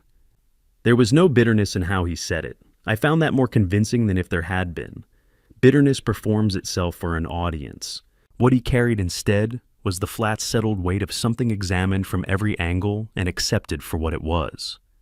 After that, I applied for a private investigator license through Oregon. Straightforward process if you have the background and a clean record outside the termination. I've been working independently for about 3 years now. "And Richard?" I said. He nodded. 18 months ago, a former colleague flagged unusual movement in a set of accounts tied to a property development company your son holds a partnership stake in. The pattern matched wire fraud funds being moved through a series of intermediary accounts to obscure both origin and destination. Each transaction small enough individually to avoid triggering automatic review, collectively over time significant. He placed the pink-cased phone on the table between us. Everything I've collected is backed up and encrypted separately. The phone is just the access point. I have 18 months of financial records, internal communications, and 3 recorded conversations made in locations where Oregon's single-party consent law applies. It's enough. You chose tonight specifically, I said. I'd been close enough to the situation long enough to know they had a hard deadline. If the document got signed tonight, the legal position shifts considerably harder to challenge, harder to reverse. He paused. I also needed to understand something before I knocked on that door. Whether you didn't know what was happening to you, or whether you did. And now you know, I said. Now I know, he said. We sat quietly for a moment. The rain moved outside, a gust pressing against the glass, then releasing. From upstairs, nothing. I looked at the man across the table. Daniel Cross. I turned the name over the way you turn a stone before you decide what it is. Then I said, your father's name was Henry. The stillness that crossed his face was small but unmistakable. Not surprise, something older than surprise. Recognition. You knew him, Daniel said. He taught me this trade, I said. I spent 9 years in his shop before I opened my own. He was the kind of teacher who said things you didn't fully understand until years later and then couldn't stop thinking about. Everything I know about patience, about precision, about looking at something long enough to see what it actually is, instead of what you want it to be, that came from him. Daniel was quiet. He turned his cup slowly in his hands. When he ran into serious trouble financially with the shop, I was busy with my own expansion. That's the honest version. He called twice. I listened both times, said the things you say, and did not show up. 2 years later, he was gone, and I found out through someone else, 2 weeks after the fact. I wasn't seeking absolution. I was stating the account plainly without the private softening I had allowed myself for 23 years. He talked about you, Daniel said after a moment. Not often, but when he did, he wasn't angry. He said you were the best student he'd ever had, that you'd done what people do when their own lives get loud. I set my cup down. The kitchen held the kind of silence that settles after something long overdue has finally been said. Not uncomfortable, not empty. The silence of a room that has just made space for something it needed to hold. I owe your father more than I can ever repay, I said. He didn't tell me I was wrong. He didn't tell me it was fine. He looked at me with steady, unhurried eyes. His father's way of seeing I understood now, and nodded once. I asked him if he wanted to stay. Not because I needed assistance. The work I had been doing for 6 months, I had done alone, and was capable of continuing alone. But there was a debt I had carried since the spring of 2002 that had never found anywhere to go. Across this kitchen table sat the only person in the world to whom any portion of that debt could be repaid. I asked him if he wanted to stay. Not for me, for Henry. I woke at 5:47 on Christmas morning. The house was still dark. The kind of dark that exists for about 40 minutes in late December, before the gray begins, not light exactly, just a gradual softening of the black. I lay still for a moment listening. No sound from upstairs, no sound from the living room, which meant Daniel was either still asleep on the sofa or awake and being quiet about it. And either way, it didn't require anything from me yet. I got up, went downstairs, and started the coffee. There is something clarifying about being the first person awake in a house full of people who don't know you're watching them. The rooms look different before anyone has moved through them, more honest somehow. The living room in that early gray light was a study in what the previous night had left behind. The dinner table cleared, but the chairs not quite pushed back in. The front closet door still slightly ajar where Mitchell Hale had retrieved his coat, the small dark mark on the dining chair where a wet jacket had rested for 2 hours. Daniel was awake. He was sitting up on the sofa, with the blanket across his lap and the phone in his hand, the screen casting a faint light on his face. He looked up when I came in with the 2 cups. We didn't say anything for a few minutes. Just the coffee in the early morning and the sound of the house beginning to stir a floorboard upstairs, the old heating system ticking to life. The particular sounds of a structure that has been occupied long enough to have a routine of its own. Then Daniel said, "I went through the property records last night, after you went to bed." I looked at him. "There's a lien on the shop," he said. "Recorded 8 months ago at Multnomah County. Whitfield Gems, the building, the business license, the inventory valuation. Used as collateral on a loan of $420,000. He paused. "The signature on the application isn't yours." I held my coffee cup in both hands and looked out the back window. The yard was covered in a thin layer of overnight snow, not deep the kind Portland gets that looks definitive from inside, but starts disappearing by 10 in the morning. Margaret's rose bushes along the back fence were just visible above it, bare and angular in the gray light. 45 years. I had built that shop over 45 years, the same way you build anything that lasts slowly, carefully, without shortcuts, paying attention to the things that most people consider too small to matter. And 8 months ago, while I was measuring my words and watching my son's eyes move across my display cases, someone had put a mortgage on it without my knowledge or consent. I didn't say anything. There wasn't anything to say that the silence didn't already contain. "It's federal," Daniel said quietly. "Forging a property owner's signature on a loan application, that's not a civil matter. That's 18 U.S.C. 14 mortgage fraud. The lender was a federally insured institution, which makes it a federal offense." I nodded once. I kept looking at the yard. Noah came downstairs at 7:14, still in his pajamas hair, at an angle that suggested he had slept in a way that defied gravity. He stopped at the bottom of the stairs, looked at Daniel on the sofa, with the careful assessment he applied to most things, and then apparently decided that a man sleeping on your grandfather's sofa on Christmas morning was within the acceptable range of unusual. He went to the tree. I watched him go through the presents. He was methodical about it, reading the tags first, organizing by size, opening the largest ones, last in the way of a child who understands that anticipation has its own value.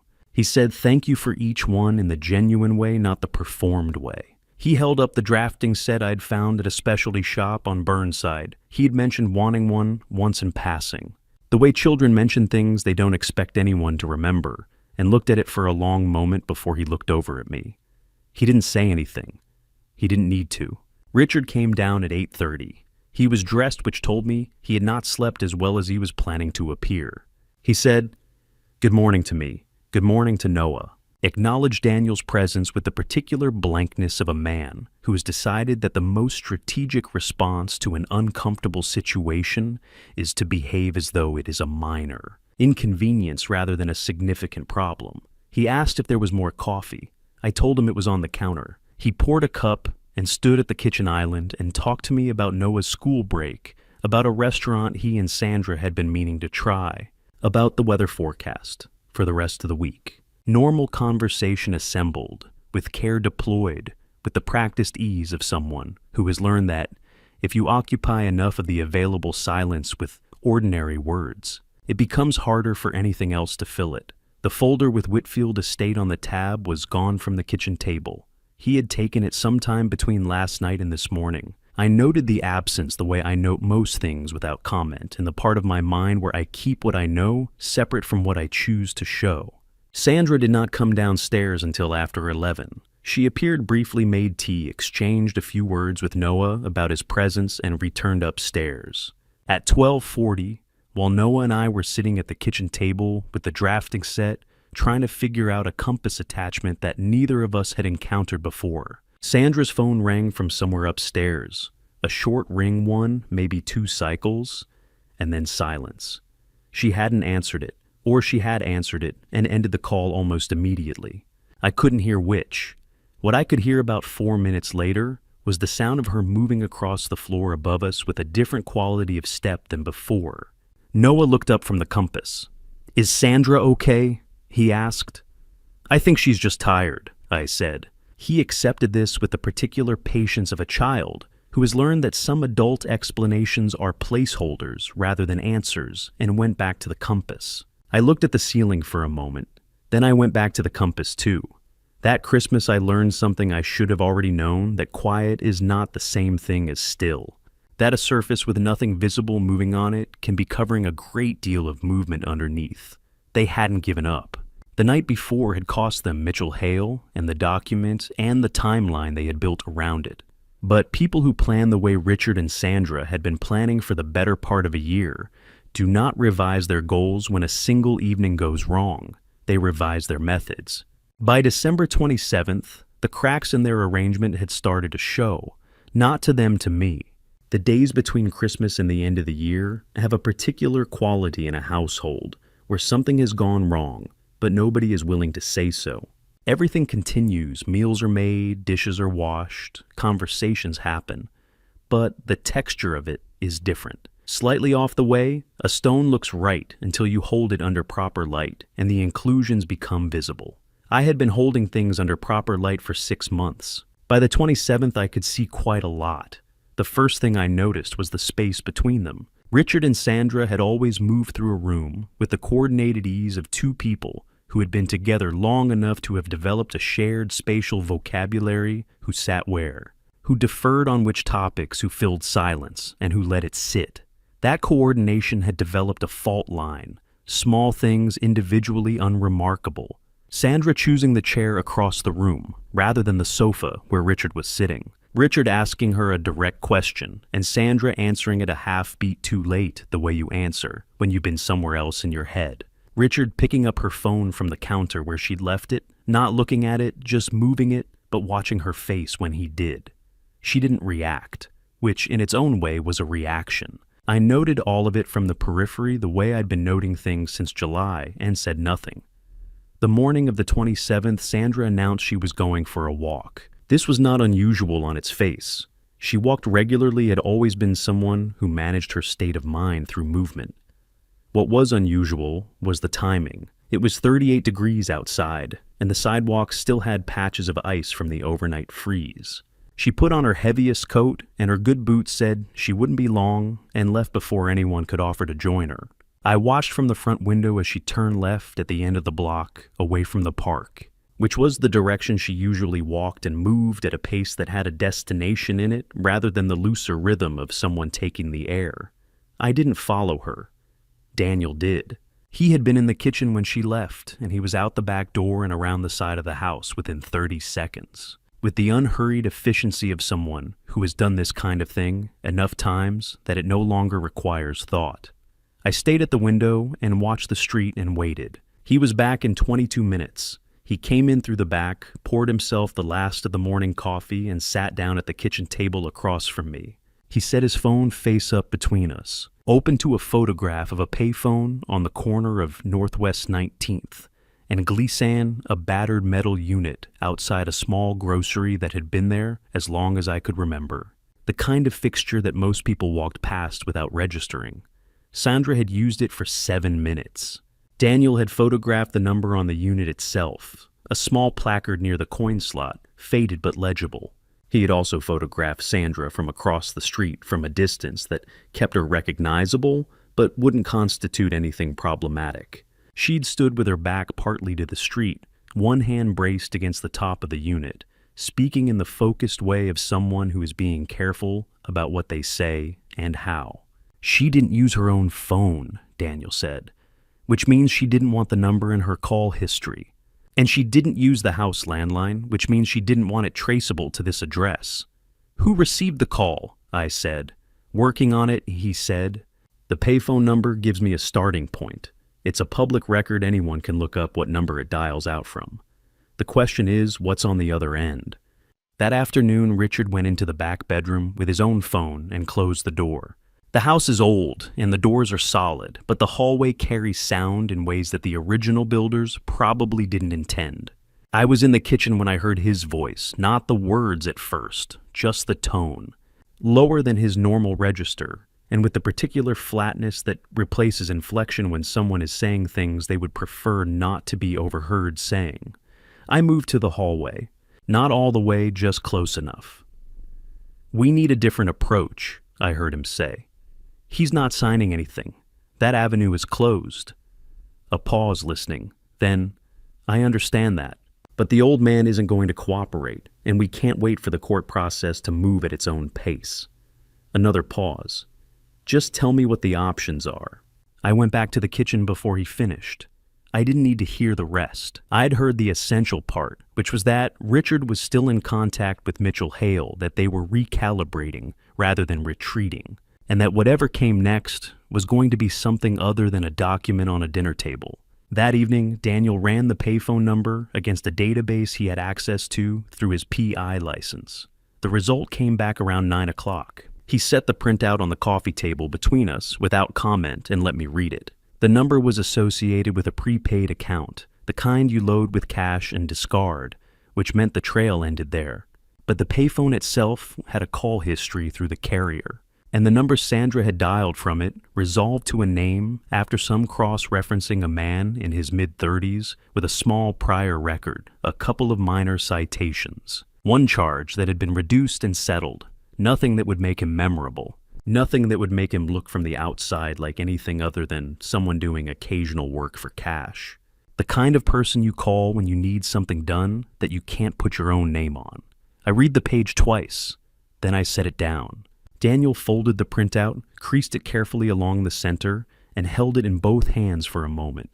Someone, he said, is thinking about doing something they can't take back. I didn't ask him to explain.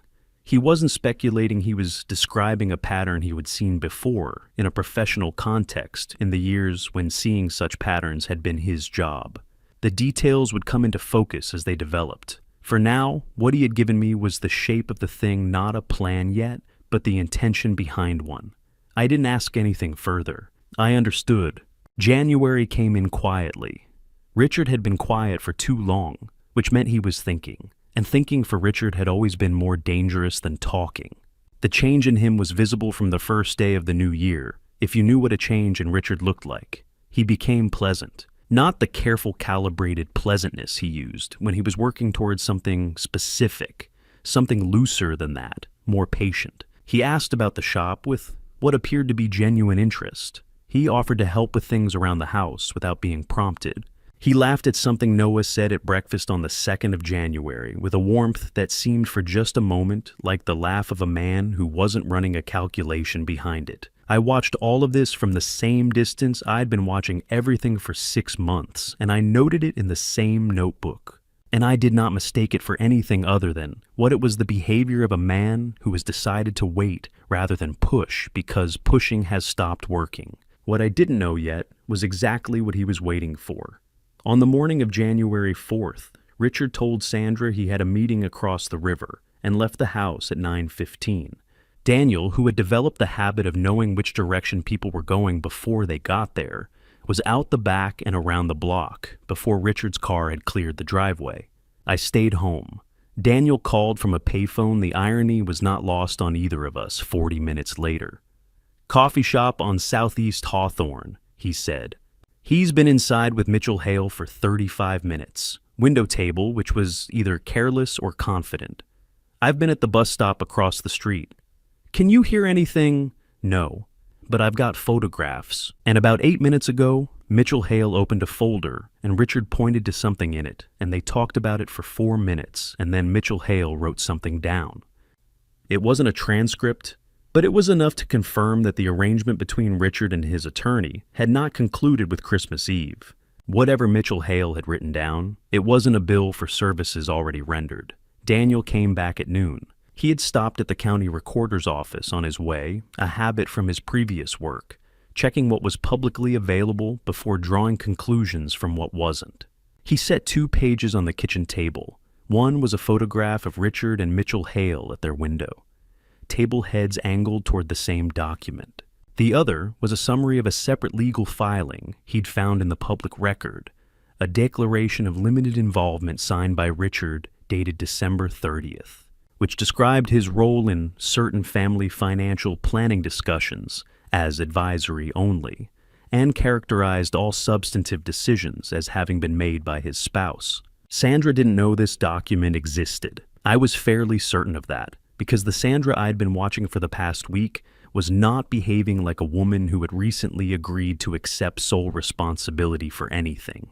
"He's separating himself from her," Daniel said. "Legally, on paper as of December 30th, he was just along for the ride." I read the filing twice.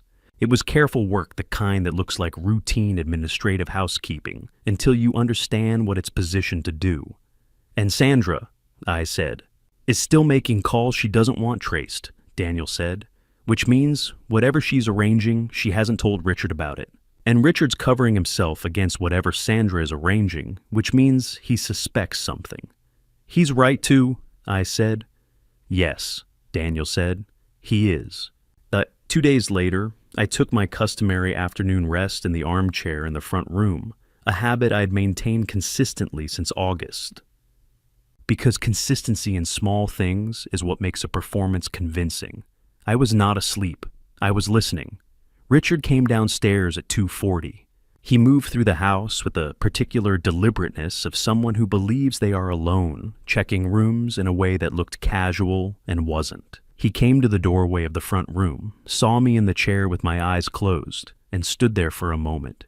Then he went down the hallway toward the living room. I heard him move something small on the shelf beside the bookcase, the one that held a collection of framed photographs and a few pieces Margaret had picked up at a market in Santa Fe in 2009. Then he went back upstairs. Daniel found it 20 minutes later, after I'd gotten up, and mentioned in the same tone I'd used to mention that the mail had arrived, that Richard had been in the living room. Daniel ran his hand along the underside of the shelf and came up with a small rectangular device approximately the size of a book of matches, a compact voice-activated recorder, the consumer-grade kind available at any electronics retailer. He set it on the kitchen table and looked at it without touching it again. "Oregon," he said. "Two-party consent," I said. He nodded. "Oregon Revised Statutes. 165.540, recording a private conversation without the consent of all parties is a criminal offense in this state. Richard had placed a recording device in my home in a room where private conversations regularly occurred without the knowledge or consent of anyone who used that room. The device he had placed to gather evidence against Sandra was itself evidence against Richard. I went to the kitchen and came back with a similar-looking object, a small, portable timer I'd had in the utility drawer for years, roughly the same dimensions, and handed it to Daniel. He placed it in the same position on the underside of the shelf, same angle, same orientation. Then he handed me the original. I took it to the bedroom and put it in the metal lockbox in the closet next to the lab results from August, and the notebook and the copy of the filing Daniel had pulled from the county recorder. In the notebook that evening, I wrote one line: "January 6th, R and S are no longer working together. They are working against each other." I closed the notebook. The recording device sat in the lockbox in the dark. It would become evidence eventually, as everything eventually does. Just not the kind Richard had intended to create when he pressed it into place beneath the shelf that afternoon, believing he was alone in a house that belonged to him. He had never understood, not once in 42 years, the difference between a house you live in and a house you own. It happened on a Thursday morning 3 blocks from the shop at 8:14 a.m. I know the time because I had checked my watch at the corner of Northwest 13th, and Hoyt a habit from decades of opening the shop at precisely the same hour, and noted that I was running 4 minutes ahead of my usual schedule. The morning was cold and clear, the kind of January day Portland produces occasionally between its longer stretches of gray, where the air has a sharpness to it that makes everything look slightly more defined than it actually is. I was thinking about a repair piece I'd left unfinished the evening before. I was not thinking about the alley. The alley runs between the buildings on the north side of Hoyt, a narrow service passage that the neighborhood's boutiques and restaurants use for deliveries. I had walked past it approximately 240 times a year for the better part of 4 decades. It had never required my attention before. I heard the engine before I saw the vehicle, a sudden acceleration, the sound of tires on wet asphalt, coming from the left and already moving fast by the time my body processed what my ears were telling it. I stepped back toward the building behind me, Hard the way you move when you're not thinking about moving pure reflex, the kind that doesn't consult you before it acts. The car came out of the alley at an angle, crossed the sidewalk, and struck the base of the light pole at the curb. The impact wasn't catastrophic. The vehicle was already slowing, or the pole redirected it, or both. But it was loud and immediate and left a sound in the air that took several seconds to finish. Then the car reversed, corrected, and moved away down the street at a speed that was fast enough to matter, and slow enough not to draw immediate attention. I stood against the building for a moment with my hand flat on the brick. Then I straightened my coat, picked up the notebook I'd dropped without noticing I'd dropped it, and stood still while my heart did what hearts do after something like that, and gradually returned to a pace I recognized as my own. Daniel was beside me in and under a minute. He had been half a block back, far enough to be unremarkable, close enough to be useful.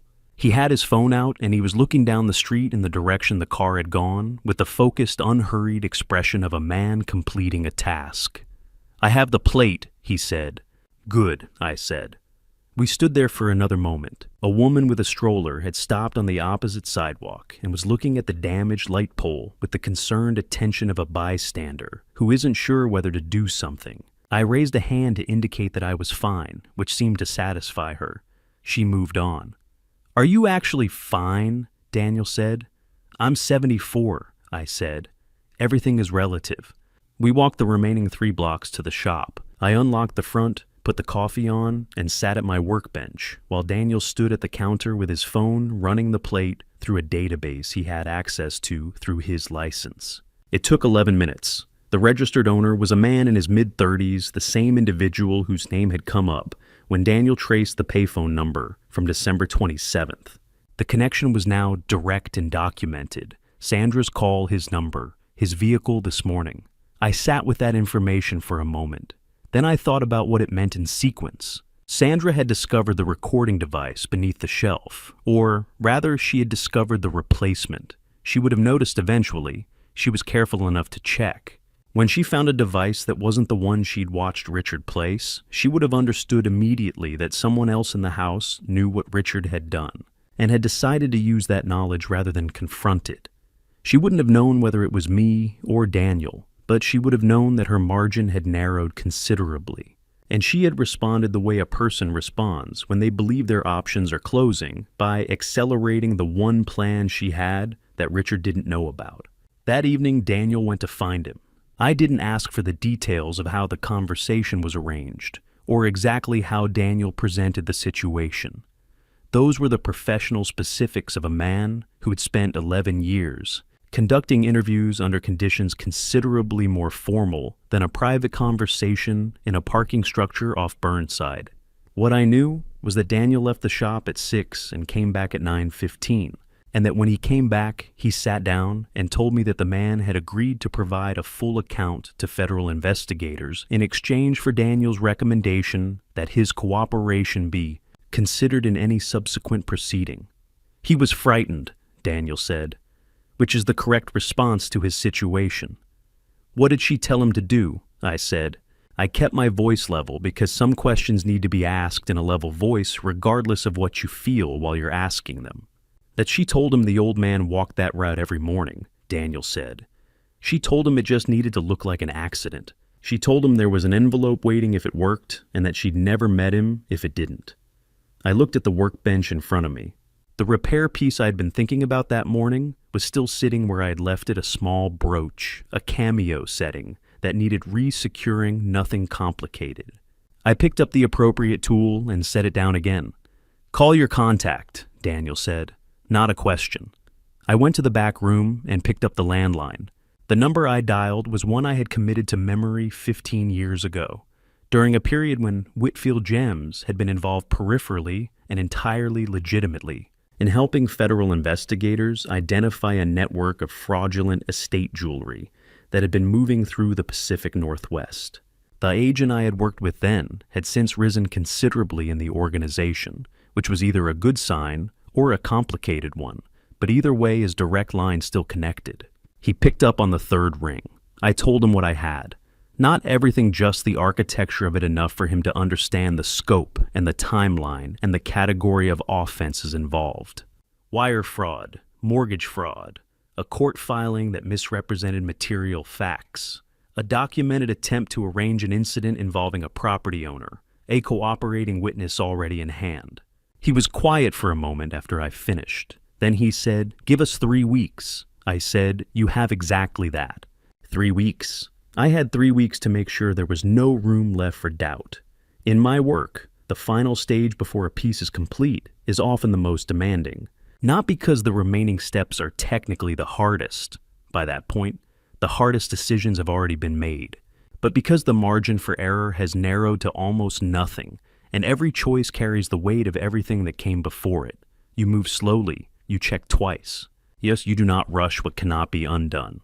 The 18 days between January 10th and the 28th felt like that. Daniel spread everything across the work table in the back room of the shop, the one surface large enough to hold what 18 months of careful work had accumulated.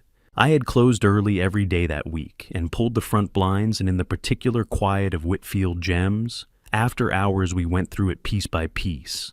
The financial records came first. 18 months of transaction data from 4 intermediary accounts connected to Richard's property development partnership funds, moving in carefully sized increments. None large enough individually to trigger automated review, all of them tracing back with enough diligence to the same source.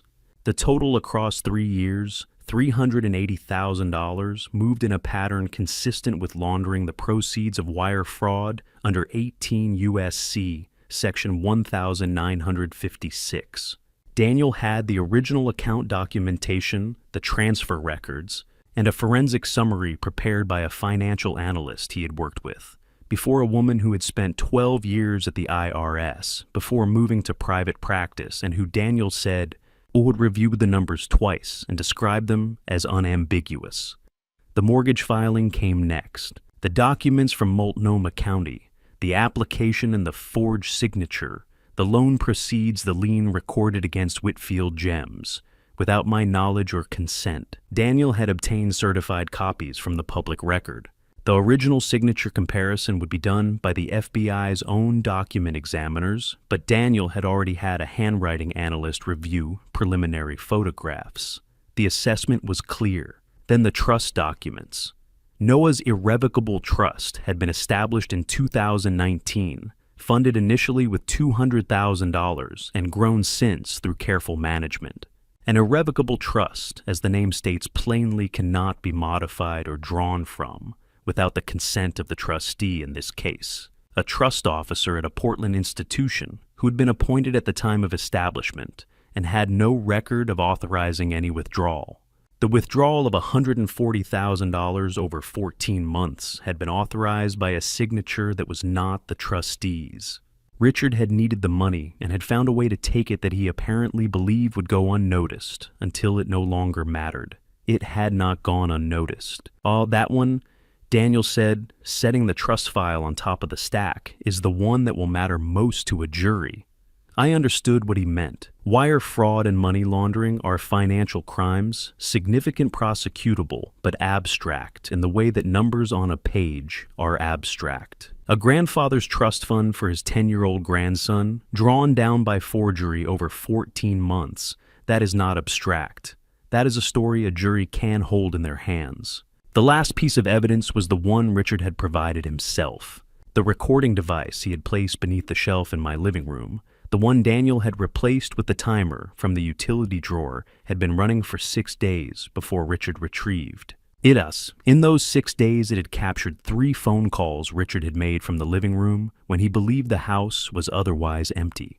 One of those calls was to Mitchell Hale. In it, Richard discussed the December 30th declaration, referred to Sandra using language that described her role as primary and his as peripheral, and mentioned, in a lowered voice near the end of the call, that the situation with the old man may require a different resolution than we originally discussed. Oregon is a 2-party consent state. Recording a private conversation without consent is a criminal offense. But Richard had placed that device himself in my home without my consent, and I had done nothing more than preserve what it captured. My attorney, whom I had quietly consulted by phone in the second week of January, confirmed that the recordings were usable. The device was Richard's, the placement was Richard's, and the conversation had occurred in my residence. Whatever evidentiary complications might arise, they were Richard's complications to manage. We met the FBI on the afternoon of January 25th, a Sunday, at a small commercial office suite in a building on Southwest Broadway that I suspected was used for exactly this kind of meeting and nothing else. The agent I had spoken to on the phone was there along with two others. Daniel brought the files in a document case. I brought the recording device in a sealed envelope. The meeting lasted 2 hours and 40 minutes. Mostly they asked questions and Daniel answered them, and I answered the ones that required me. At the end, the senior agent, the one I'd spoken to 15 years ago, who looked considerably more tired than I remembered, told me they had enough. "We'll need a few days for the warrant process," he said. "Federal judge, probable cause, affidavit, the standard procedure." I said I understood. On the evening of January 29th, he called the shop's landline. The warrants had been signed. The operation was scheduled for the 31st. "We'll be outside," he said. "When you're ready, when everyone is in the room and the recording is running, turn on the porch light. We'll come in on that signal." I said I understood. After I hung up, I sat at the workbench for a while, in the quiet of the shop after closing. The streets outside were dark and wet, the way Portland streets are in January, the streetlights making the pavement shine in a way that looked like something else entirely.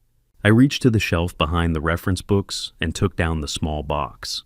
I set it on the workbench and opened it and took out the rough diamond in its square of dark velvet, the stone Henry Cross had handed me in a paper bag 25 years ago, the one I had never cut, the one I had looked at many times and always put back. I held it under the bench lamp. The light moved through it in the irregular, diffuse way it moves through an uncut stone, not the clean display of a finished piece, but something more fundamental than that. Potential held in an imperfect form, waiting for the decision to begin. I wrapped it carefully and put it in my jacket pocket. The porch light. 2 days. If you've made it this far, the evidence is handed over, the warrant is signed, and George has 2 days left. Drop a comment and tell me what you think happens next. I want to know where your mind is right now. One thing before we continue the next chapter contains some fictional elements shaped for storytelling purposes. Not every detail reflects reality exactly as it happened. If that's not for you, no pressure at all, but if you're staying, I promise it's worth it. 2 days. One signal. One dinner that changes everything. I made pot roast. That detail might seem small, but it isn't. Pot roast was Margaret's recipe. 3 hours in the oven, carrots cut thick. A splash of red wine in the braising liquid that she always insisted made a difference, even though neither of us could ever identify exactly how. I hadn't made it since November 2022. Standing at the counter on the morning of January 31st, peeling carrots over the sink, I thought about that. Not about what was going to happen that evening, just about the carrots. Noah came by at noon. I'd asked him to come early, told him I needed help setting the table. He knew something was different, kids always do. But he didn't ask. He folded the napkins into rectangles the way Margaret used to, not triangles the way most people do, and placed each fork with the same deliberate care she had. When he finished, he looked at the table for a moment, then looked at me. "Do you want me to stay in my room tonight?" he asked. "Yes," I said. "I'd appreciate that." He nodded. No argument, no questions. He took his plate to his room at 5 o'clock, closed the door quietly, and I didn't hear another sound from him all evening. That boy. He always understood more than I gave him credit for. Daniel had been in the house since that morning. He sat in the living room with a cup of coffee and a folder he didn't open, positioned in the armchair that faced both the hallway and the front door. He wasn't hiding. If anyone asked, he was a friend staying while his apartment was being painted. We had discussed this. Nobody would ask. Richard and Sandra arrived at 6:15. Mitchell Hale came 12 minutes later, alone carrying nothing but his coat. He looked around the room the way he always did, cataloging, assessing, and then settled into the chair at the far end of the table with the ease of a man who believed he still held some advantage. The dinner was, for a while, almost normal. I served the pot roast. I poured water. I asked Richard about a property near Lake Oswego he'd mentioned in November, and he talked about it for several minutes with the practiced fluency of someone who has rehearsed the answer many times. Sandra ate quietly, her fork moving in small, controlled motions. Mitchell Hale complimented the food twice. Both times I thanked him. By 7:30, the plates were mostly empty. I set down my fork, picked up my water glass, took a slow sip, and placed it back on the table. Then I reached under my side of the table and set two things on the surface: a small recording device, the same one I had retrieved from the living room shelf 3 weeks ago, and a manila folder, thick enough to matter. The table went quiet. "Before we talk about the future," I said, keeping my voice level, "I'd like everyone to hear something first." Mitchell Hale's eyes moved to the recorder. Richard's jaw tightened almost imperceptibly. Sandra looked at her plate. I pressed play.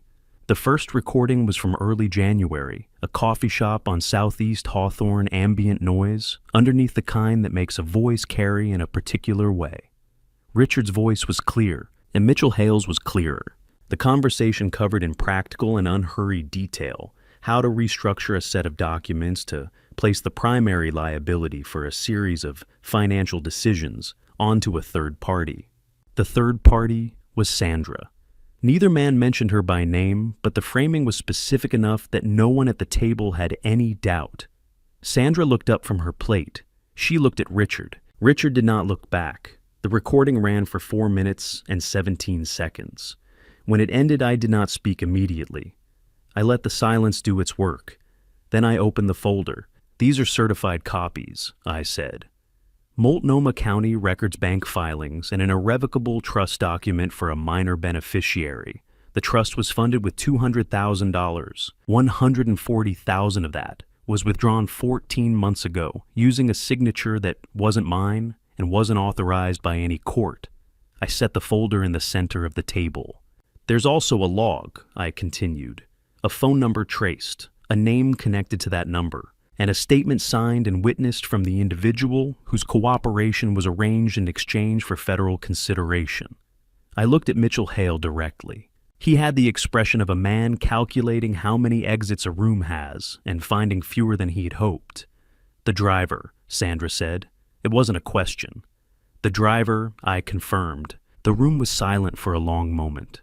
The kind of silence that has weight. I stood up slowly the way a man of 74 stands up from a table, deliberately without hurrying, and said I needed to get more water from the kitchen. It was true, my glass was empty. I walked to the kitchen, filled the glass at the tap, and on my way back through the hallway, I reached over and pressed the switch beside the front door. The porch light came on. I returned to the table, set down the glass, sat back in my chair. We waited, 30 seconds perhaps less. The front door opened, not from the inside, from the outside. Two figures stepped through the threshold, their credentials already in hand, their voices calm and professional, and carrying the particular authority of people who have paperwork to support everything they are about to say. They identified themselves to the room. They explained why they were there. They were polite. They were thorough. I sat in my chair and watched. On the table between the recorder and the folder and the half-finished glasses of water, the pot roast had gone cold. Margaret always said it reheated well. They brought Richard out first. I heard the front door open from where I was still sitting at the dining table. 2 sets of footsteps on the porch, then the sound of a car door. Sandra came. A few minutes later, I didn't watch. I kept my eyes on the table, the water glasses, the recording device, the folder, the cold food no one had touched in the last hour. Mitchell Hale had already been escorted to a separate vehicle before the others, which was how these things worked when the charges involved different jurisdictions and different attorneys. The clock on the mantel read 9:47. Daniel stood in the doorway between the living room and the dining room, his hands in his jacket pockets, watching the street through the front window. He said nothing. There wasn't much to say at that point. Then I heard the stairs. Not all at once, just the second step from the top. The one that had creaked since 1987, and that I had never gotten around to fixing, because Margaret said she liked knowing when someone was coming down. One careful step, then another. Then Noah appeared at the bottom of the staircase in his socks and the gray sweater with the frayed cuff that he refused to let me replace. He looked at me. He looked at Daniel. He looked at the front door, which was now closed again, and at the absence of people who had been in the house an hour ago. Grandpa and he said, "Is it over?" I crossed the room and sat down next to him on the third step from the bottom. The wood was cold. I hadn't sat on these stairs since Noah was 4 years old and too small to navigate them alone. The worst of it, I said. Yes. He thought about that for a moment, the way he thought about most things thoroughly without rushing. "Okay," he said. We sat there for a while. Daniel quietly gathered his things from the living room, giving us the space without being asked. At some point, Noah leaned his head against my shoulder, and I put my arm around him, and neither of us said anything else for a long time. That was enough. Sometimes that is exactly enough. The morning of February 1st came gray and still. My attorney's name was Patricia Wren. I had used her for business matters going back to 2009, a methodical woman who communicated in short, precise sentences and charged accordingly. She came to my house at 9 in the morning with a leather briefcase and a thermos of her own coffee, which I appreciated more than I said. We worked through the list. The first priority was the mortgage. The federal case against Richard included documented evidence of fraud in the procurement of the lien against Whitfield Gems, a forged signature, a falsified notarization, a bank record that didn't hold together under scrutiny. Patricia would file for a court order to void the deed of trust with the Multnomah County Circuit Court. She expected the process to take 6 to 8 weeks, assuming no complications. I told her to assume complications and plan accordingly. She made a note. The second matter was Noah's trust. The irrevocable trust established for his education had been drawn down by $140,000 through a forged guardian authorization. Restoring it would require a probate court, preceding a forensic accounting review and coordination with the bank. Patricia told me not to expect it to be simple. I told her I had stopped expecting things to be simple sometime around July. She almost smiled at that. The third item was the conservatorship petition Richard had filed in October. With his arrest and the pending federal charges, the petition was effectively suspended, but Patricia wanted to file a formal objection and motion to dismiss with supporting documentation, so that it could not be quietly revived by anyone acting on Richard's behalf during the legal proceedings. I agreed. We signed what needed to be signed. By noon, we had the outline of a plan. Not a resolution plans, and resolutions are different things, and Patricia was careful never to confuse them, but a direction, a set of steps in a sensible order. That was more than I'd had in August. The new space was on Northwest Thurman Street, smaller than the Pearl District location by 400 square feet, quieter by several degrees, and close enough to a good bakery that the morning air sometimes carried the smell of bread through the ventilation. I had signed the lease the week before, contingent on events I couldn't fully predict at the time. The contingency had resolved itself. I spent the afternoon of February 1st moving boxes. Not all of them I had help arrange for Thursday, but the things I wanted to carry, personally the workbench. The tools organized in their specific order. The display case with the 3 pieces I considered worth showing, and the frame photograph of Margaret and me taken outside the original shop in 1991, when the awning was new and we were both younger than our children were now. Daniel's office was 2 doors down, second floor above a used bookshop, accessible by a narrow staircase that required you to turn sideways if you were carrying anything wider than a briefcase. The sign on the door was not yet installed. He had ordered it. He told me just waiting on the engraver. I told him I wasn't going anywhere. The FBI had formally acknowledged his contribution to the case in writing a letter of commendation from the Portland field office, which Daniel had folded into thirds and placed in his desk drawer without making any particular comment about it. I knew about it because I had been listed as a corroborating reference in the case file, and Patricia had sent me the relevant pages. Henry would have been proud. Not effusively, Henry didn't do things effusively, but in that quiet, specific way he had of letting you know that something you did had landed where it was supposed to. Late in the afternoon, when the light through the new workshop window had gone, the particular shade of amber that February produces in Portland, on the rare occasions it remembers the sun exists. I sat down at my workbench for the first time in the new space. The stone was in my jacket pocket. It had been there since January 25th, the morning I went to meet the FBI and wanted something real in my hands.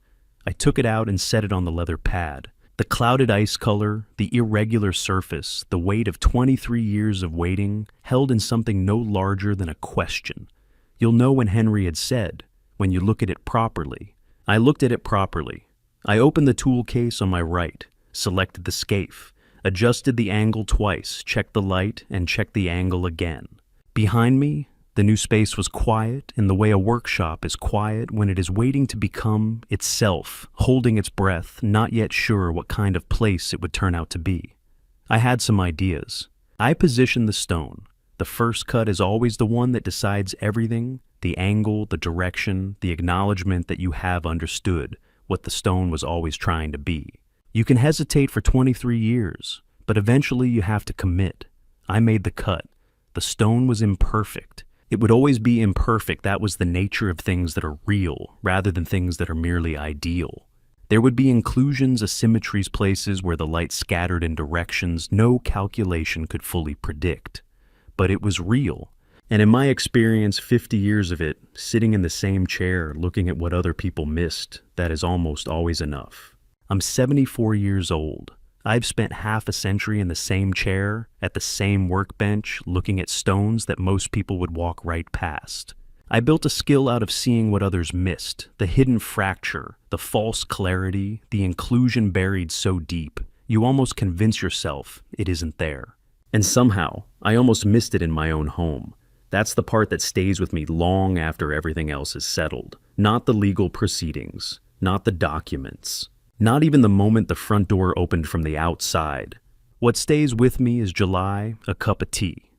I didn't finish a question asked too smoothly, a look in my son's eyes that I recognized and then talked myself out of recognizing. The warning was there. I saw it. I just told myself I needed more time, more certainty, more proof, before I had the right to believe what I already knew. Don't be like me.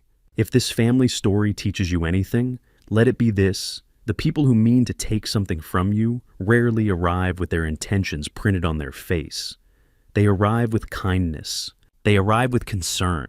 They use words like planning and care and the future, and they say them in the same warm tone you've heard your whole life, which is exactly what makes it so difficult to hear what they actually mean. Pay attention earlier than I did. Trust the instinct that tells you something is off, even when you can't yet explain why. Gather your evidence quietly, and when the time comes, and it will come, be ready. This was never about anger for me. I want to be honest about that. This dad revenge story wasn't built on rage or bitterness, or any desire to see anyone suffer. It was built on patience, on precision, on the same discipline I applied to every stone I ever cut. You don't force the line, you find it, and then you commit. That's what I did. I waited until I understood the full shape of what I was dealing with, and then I acted with everything I had. I believe God doesn't allow things to stay hidden forever. What is done in the dark has a way of stepping into the light. Not always on our timeline, not always in the way we imagined, but it happens. I've lived long enough to know that, and I've lived long enough to know that the truth, when it finally arrives, doesn't need to be loud to be powerful. I never wanted this to be my family's story. I wanted my son to be someone I could trust. I wanted my grandson to grow up without having to understand what betrayal looks like. I wanted Margaret to still be here, sitting in the chair by the window, telling me I was overthinking it. But this is the story I was given, and I chose to carry it with both hands carefully, steadily, the way you carry something that matters. Noah still comes to the shop after school. He still sits in the same small chair in the corner. And last Tuesday, he looked up from his sketchbook and said, without any particular context, "Grandpa, I think you're pretty good at your job." I told him I was still learning. That's the closest thing to peace I know. Thank you for staying with this story all the way to the final page. It means more than I can say. Now, I want to hear from you. Leave a comment and tell me, if you were in George's position, would you have waited? Or would you have acted sooner? What would you have done differently? Every perspective matters, and I genuinely read what you share. If this dad revenge journey resonated with you, if it made you feel something real, consider hitting subscribe so you're there when the next story begins. There's always another diamond waiting to be found. One honest note before you go. While this story draws from authentic human experiences surrounding betrayal, family story dynamics, and the quiet strength it takes to face injustice, certain details and scenes have been shaped for storytelling. If this isn't the kind of content that speaks to you, that's completely okay. Explore what does. But if it did speak to you, I hope it said something worth hearing.